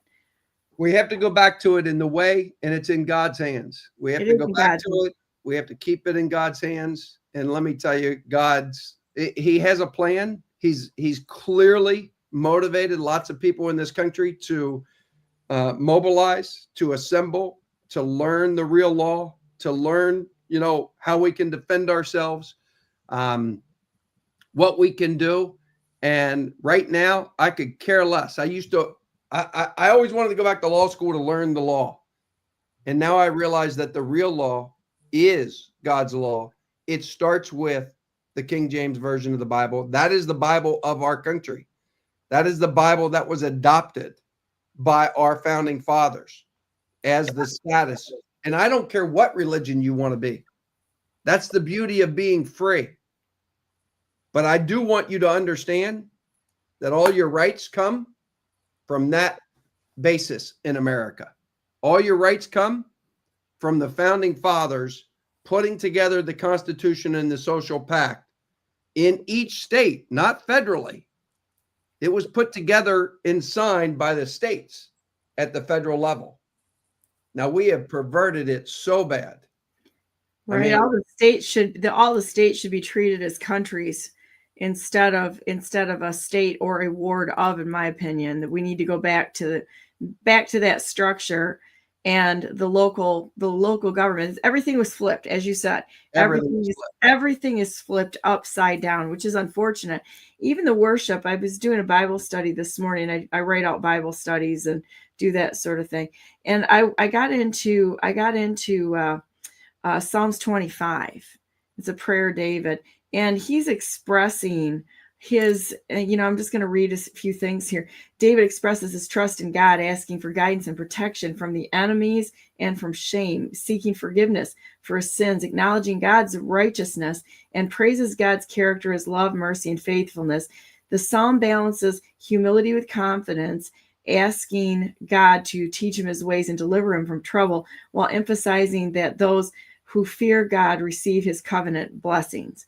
There's kind of a contract there. There's grace too, but honestly, we need to turn back to God. He'll get us out of this. He will get us out of this. It's sort of like, I see the world this way. Okay. It's like God created it. It's his sandbox. He put all the kids in it, gave us a bunch of toys, and things started to go downhill from that moment. Okay. It really did. Next thing you know, you've got Rex over here hitting his brother John with a Tonka truck. Susie over there is hitting June over there in the face with sand, and they're trying to get as many toys and as much sand as possible instead of working together. And this is a spiritual problem. It's not just the government, but I got a feeling that at this point in time that God said, here you go. Let's try to make this work. And as I said, that's when it went downhill. I'm pretty sure he's sitting up there right now with his arms crossed going, how's that working for you, everyone? Yep. And once you start honoring your money and your property rather than him, this is what happens. And it really is what's happened in America. It's the worship of the material world instead of the desiring of the gifts of the Spirit, of love, of peace. Peace is the prize. If you gather all the possessions in the world, you're the person that does that, not you personally. I know that you and I are on the same page with this, but if you're just out to get material things, there's a serious spiritual problem going on there, because it goes back to wanting people's opinions of us. That's a respecter of persons, of wanting people to think well of us based on what we've done, what we know, what we've accumulated, that sort of thing, instead of being okay with just being who we were created to be by God. That gives you all the confidence in the world to go forward and do the right thing and not have our eyes so firmly affixed on this world. This world is going to go away. We're in a temporary situation here. We are. Totally temporary. So what we learn here and the things that we carry with us, that really the only things that are going to outlast this world is our faith in God, our trust in God, our service in God, and getting that mindset over the distractions of this world. Are we going to cut out the distractions of this world, focus on God and what he tells us to do, and what he tells each and every one of us to do is to serve each other. What are we doing this very day to help the people around us be their best self, finding joy in the world? Whether it's, who knows? I've got my friend David Kent that's on here, Dr. David. He's into Indian arrowheads. He likes looking for arrowheads and finding them. I mean, this is like a life passion of David, and to cheer people on, with those things that God put in them, to lay our plans down. This is a common trap, to have all these plans laid out in front of us to the exclusion of the immediate needs of the people around us. All of those things have to be investigated or truly analyzed so that we can analyze ourselves. It comes with analyzing ourselves first, taking the plank out of our own eyes before we go after the people around us. Putting God back in the life of America as a whole, getting the Bibles back in the school, teaching the education that is required for people to understand love and their rights over privileges. I mean, we've got to go back. I really wanted to go through this Mohr case, and I still do, but it's a fascinating case to me, especially when you understand the basis of what we just talked about, because in this case, there are 5 different opinions that were written independently of each other. Now, this is a case where, it was decided in one direction, and it's not the reason all these different opinions were written is because it's really difficult if you're a Supreme Court justice to identify the difference between the republic, the democracy, direct and indirect taxes, and try to balance that. Try to write an opinion where you have to balance it in such a way that your goal is to not bring down the entire government. I mean, I do think Donald Trump, along with the Supreme Court, as well as some legislators that are there. We'll just say all the good guys, because we know there's good guys working behind the scenes. Right. It is a balancing act, because they can come on and tell you what I just did.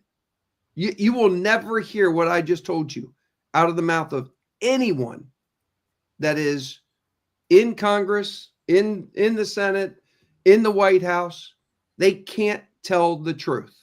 And why can't they tell the truth?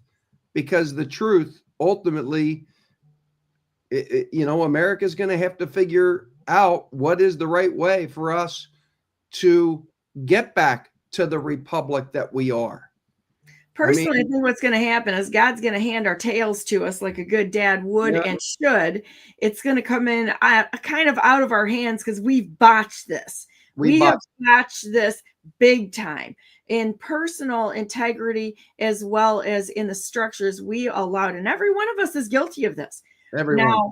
Now, there's no shame in this because this started a long, long time before us. It was hidden from us, just like it's hidden from people that are going through the universities right now, which absolutely the university should be held accountable for the money laundering. We gotta get out of why are we giving them all this money? I mean, it's stupid. It's crazy. It's crazy stupid money that we've poured into these NGOs. Crazy stupid money we've put into the schools and into which are just indoctrination camps. They just had to have more foot soldiers.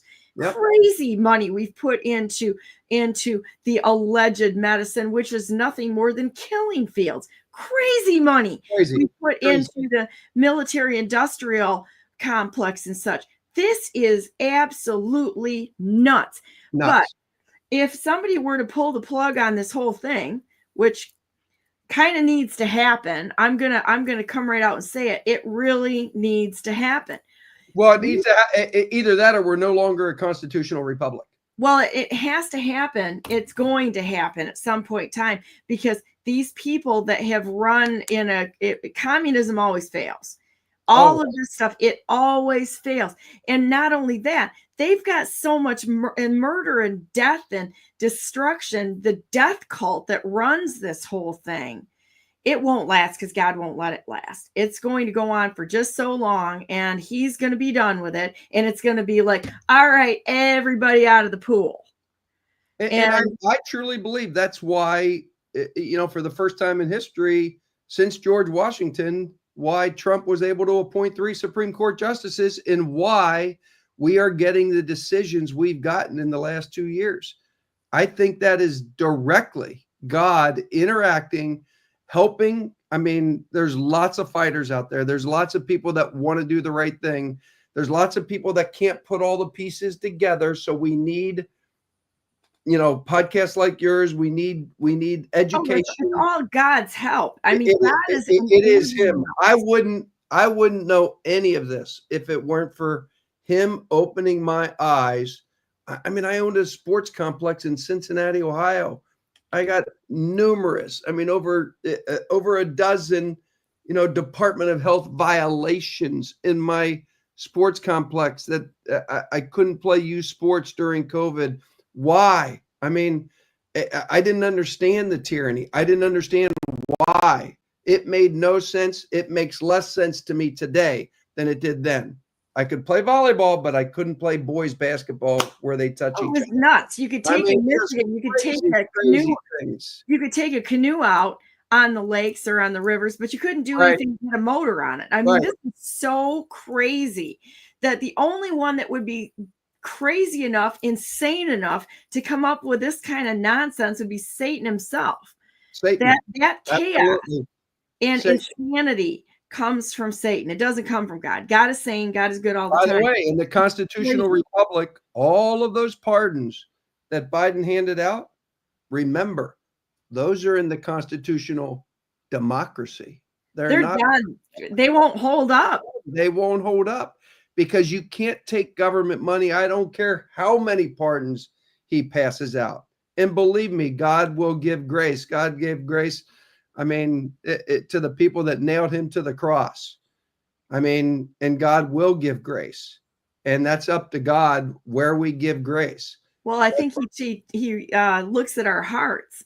That's the difference between people and God. People look at things that bother us. We look at things that are offensive to us. God looks at the heart of people. And that's why he's the only righteous judge out there. And he does give grace when we turn around and we trust in him. I want to read Psalm 25 today because it's actually a prayer. Awesome. I think that this is kind of a cool. So I'm going to read it, but it's also our prayer for today because it's our nation that has to change. And you know what? One of the things that I'm going to tell you, I've struggled with this my whole life. I've struggled with this because things annoy me. That's the only reason why I agreed to run for governor when I was asked to run, because I was asked to run by a very, very impressive group of people. And I'm like, why would you want me? This is the dumbest thing you're ever going to do in your life because I'm mouthy. I will not lie for anyone. I'm the only one that I know personally who will be completely honest at all terms because I absolutely hate bad guys and bad things with a passion. I mean, like that's the truth. But it's when we look at the world, the biggest thing we have to do is lay down our biases, even our disgust for certain things, and ask God to see the world with his eyes and his leading to do what he wants, so that the decisions or the mountains that we're willing to stand on, the hills we're willing to defend, are truly the hills he wants us to defend. The only way we can do that is by following God. But I want to read this. This is going to be our prayer for today. Psalm 25. In you, Lord my God, I put my trust. I trust in you. Do not let me be put to shame, nor let my enemies triumph over me. No one who hopes in you will ever be put to shame, but shame will come on those who are treacherous without cause. Show me your ways, Lord. Teach me your paths. Guide me in your truth and teach me, for you are God, my Savior, and my hope is in you all day long. Remember, Lord, your great mercy and love, for they are from old. Do not remember the sins of my youth and my rebellious ways. According to your love, remember me, for you, Lord, are good. Good and upright is the Lord. Therefore, he instructs sinners in his ways. He teaches the humble in what is right and teaches them his way. All the ways of the Lord are loving and faithful to those who keep the demands of his covenant. For the sake of your name, Lord, forgive my iniquity, though it is great. Who then are those who fear the Lord? He will instruct them in the ways they should choose. They will spend their days in prosperity, and their descendants will inherit the land. The Lord confides in those who fear him. He makes his covenant known to them. My eyes are ever on the Lord, for only he will release my feet from the snare. Turn to me and be gracious to me, for I am lonely and afflicted. Relieve the troubles of my heart and free me from my anguish. Look on my affliction and my distress and take away all my sins. See how numerous are my enemies and how fiercely they hate me. Guard my life and rescue me. Do not let me be put to shame, for I take refuge in you. May integrity and uprightness protect me, because my hope, Lord, is in you. Deliver Israel, O God, from all their troubles. In the name of Jesus we pray. Amen. And with that said, Israel is not the country. It's the body of believers. And Abraham, going back to Abraham was before Israel. There is a very, very long and misguided representation of what Israel actually is. And the nation of Israel that was started by the Balfour Declaration isn't exactly what was intended. It's the people who are the believers of God, the followers of God, all those who were grafted in. And that's each and every one of us on this planet. We're grafted in to his righteousness through Jesus Christ, our Lord and Savior. There's not one person that can claim lineage, because the lineage is a lineage of faith, being grafted into God Almighty by Jesus Christ, God's only begotten Son, and the faith in his salvation. We don't do a thing. We haven't done a thing, and nobody can claim that. And so with grace, we can talk with each other. We can call out issues and write them as God leads us. And you know what? He's going to give us the path. He's going to give us the feet to walk the path. He is. We have to be willing to follow him and put ourselves aside in humility and follow the path he asks us to go down. That may be laying everything we have aside. That may be the path that he decides to bring down on its ear here by pulling the pin and destroying the whole thing, in order to build on the solid foundation of not money, not materialism, not corporatocracy, but on faith in God and service to him, God, family, and country. And we've got to be open to this, because tearing down those idols that have been put up, I'm pretty sure, and I mean, there's a lot of them out there. There's a lot of them. That's not in one direction. It's not just the fiat currency. It's all material worship we have. Every bit of it has got to be ripped out by the root and thrown on the fires to burn it down to a smoldering pile of ashes, to the point where we get it figured out that we're brothers and sisters and we need to serve him. And the people that decide that they just want to hurt our brothers and sisters, and I mean, that's our brothers and sisters, that it's non-specific. God created you, that those are brothers and sisters, and we need to be a help, leading them to a better way, leading them away from the materialism and the Baphomet worship that's going on out there. All of this stuff, the Baal worship that's going on, also Moloch, all of it. It's all tied in together. And this death cult we've been following, it needs to be gone, all of it. Well, if we can get control of the grand juries directly, we the people, it'll happen quickly, because the grand juries are the ones that are supposed to investigate and charge. And we need that. I love what Daniel said Monday. Daniel laid out the process for the special election of the grand jury just beautifully, eloquently, and wonderfully, and lawfully. He laid that out on Monday. I'm so thankful for people like Daniel and you and all the people that you're working with within your group on notices.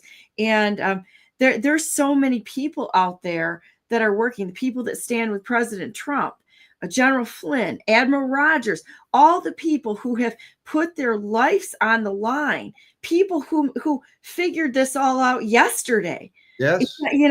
People who had this figured out decades ago, but also the people that figured it out yesterday.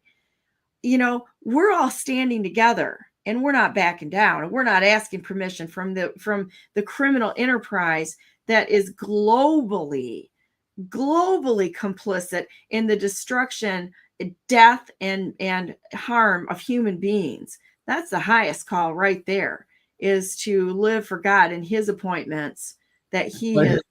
Anytime you give me a choice, if it's between God or accepting anything from the democracy that they've created in Washington, that's a pretty easy decision. So that's easy, or even someone who claims it. I mean, the Republican and the Democrat parties right now are absolutely lawless, godless. They are godless. They are lawless. They are a foreign entity who's taken foreign money, and the freaking CIA is behind it all. The good news is it's pretty easy to fix. And it's easy to see. It's easy to see now. We have the Supreme Court. We have the most important. We should have Donald Trump, I hope. I think he can do some things a little faster than he's doing them. I think he has to be honest. I think we need to correct some of these administrative agencies, which he now has control of. The Supreme Court last week gave him total control. He doesn't have to reinstate those two people that he fired that are effectively commissioners of administrative agencies. Doesn't know how he does it. You fired. Exactly. So let's see him do it. Let's see him do it. Let's see him reveal. Sit a grand jury. Sit a grand jury in the Republic for us. Show us that you really do want the people to be back in control of our government, because we are a republic. We are a constitutional republic, and that means something. And now he needs to give us control so that we can do our job. Send somebody here like Cash and whatever to come to Michigan and rip this Marxist communist filth out of this state. And I'm going to point them right out. Let's start with Whitmer, Nessel, Benson, Brader, all of them, and go right down till you get to the townships and municipalities. Rip them out by the roots. Cash and his department, the FBI, should be doing nothing but giving the data that they have unredacted. Too. All of it needs to be all of it. But Pam Bondi has a lock right now on grand juries. She has a complete lock in the entire country, and we need to open that up so that a sheriff can actually sit a grand jury. And I don't care what state it's in. I'd like to see the EBS out there, honestly, and override all the fake stream and the alt news channels, override it and just go ahead and throw everything out there so that we can see what they've done. I think because then we'll get rid of people like George Soros and the fake news and all the media that we can't have freedom of speech in our country. Right. All the patriots, patriots, not patriots and good guys. There are so many people are out there for the money. I am so disgusted by this. Money makes people stupid, and I mean really stupid. It makes them stupid, and they stop thinking. And I mean, it's just tragic. But this is that spiritual problem we have. Well, how about we do this? We're going to make sure we get to Mohr versus the United States. That's great. Week. Okay, actually, next week, Wednesday, I'm not going to be here. Good. I'm glad you said that, because I'm going to be at a wedding out in San Francisco. So I think I'm going to be in the 10 square miles for that day. All right. Well, good luck. Hopefully you'll get to put your cowboy boots on. I always have my cowboy boots on, because I never know when I need to shove one right up somebody's behind. If they attack me, we got a problem. You got a cowgirl here. I always say that means that a horse person, that means I besides owning pointed cowboy boots, which really can leave a mark, I have pitchforks. I can throw a metric ton of hay, which I did yesterday, by the way, and the day before, and I can take a kick from a half-ton animal. So Wow. I really have. I wouldn't take too many of those. They're going to win 9 times out of 10. No, not really. It depends. If they start kicking at you, there's pretty good ways. You know what you do? You know what you do to avoid a kick? I have no idea and don't even want to try. Well, I'll tell you what you do. Most people run away. I ram right into the horse and push them. I'll just go boom, and I'll just push them over, and then I act like crazy lady, and they're like, what the heck? They have no idea what I'm going to do next. It's like not a good idea to kick at me. That doesn't work well. You sound like my daughter. It's like all of us horse people are the same kind of crazy. Same. I mean, most of us have had broken ribs at least once. I've had them several times. It's like for doing this. But the one thing we don't do, regardless of the broken ribs or anything, is we don't back down. I'm sorry for you as a dad, because this is going to be a long life with your daughter. It is. It's going to be a long road. So you guys are going to have to come up and visit sometime. We'd have a great time. Yes, we would. I think what we should do is I should have you to come up to Michigan, and we should do like a speakers conference and invite Daniel and some of the people from John Birch Society and talk about this crazy crap that's going on out there. And then get people, it'd be cool would be to have like work groups and pull people in to writing notices and explaining them. I mean, I'm open for this. It'd be fantastic.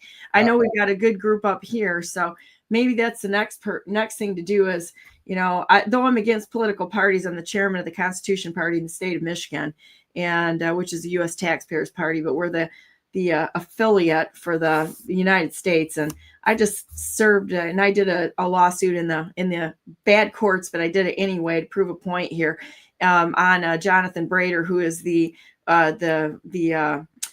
director of the Bureau of Elections. And I've also got another one on Benson, our Secretary of State. And it's just going to keep rolling because we have to chase them down just a little bit.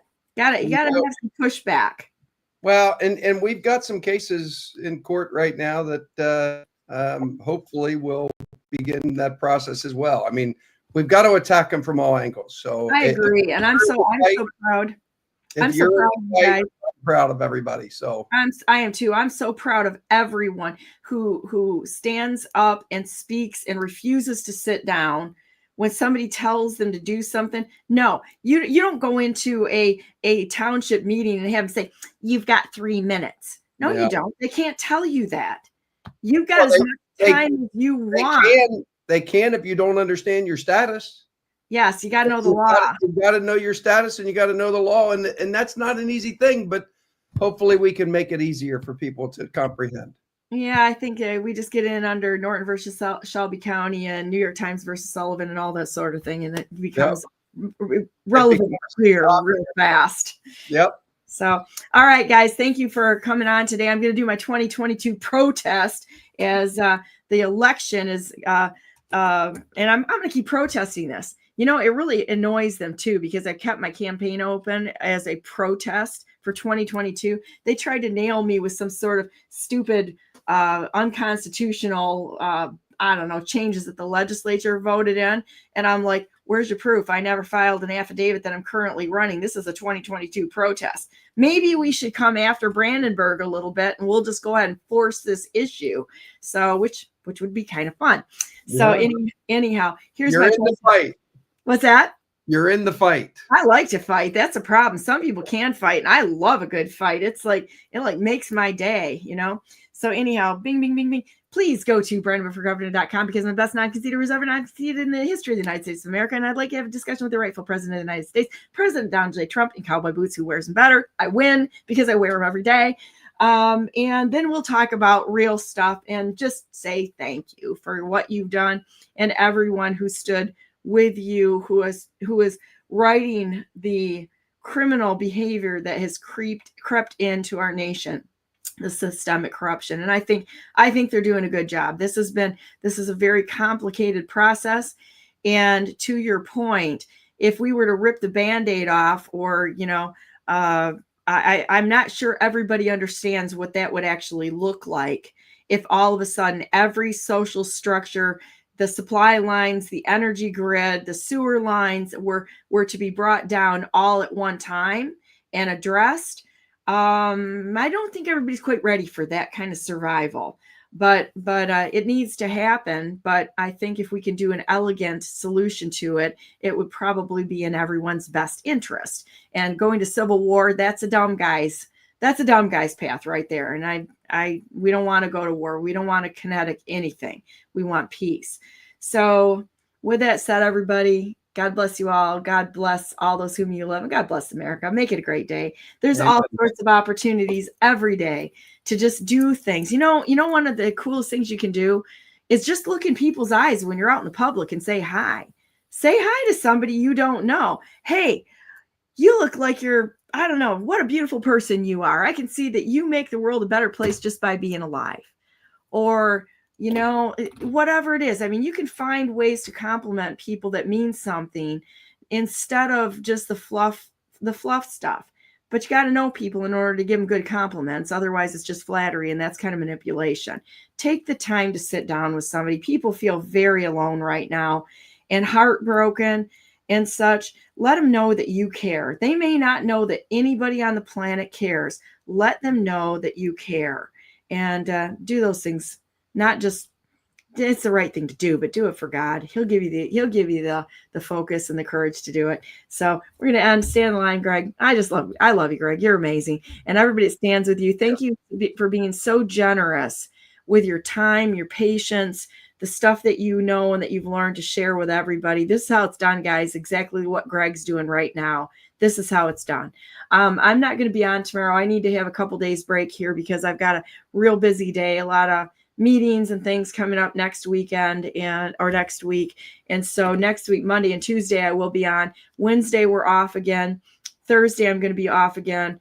And so it'll probably just be Monday and Tuesday of next week because I've got a lot of work ahead of me here. I'm pretty much in the game for keeps and for good and for never backing down kind of stuff. And so things move around a little bit when things are happening. You can connect the dots and figure it out. Things are definitely happening. So stay on the line, Greg. Have a good day, everyone.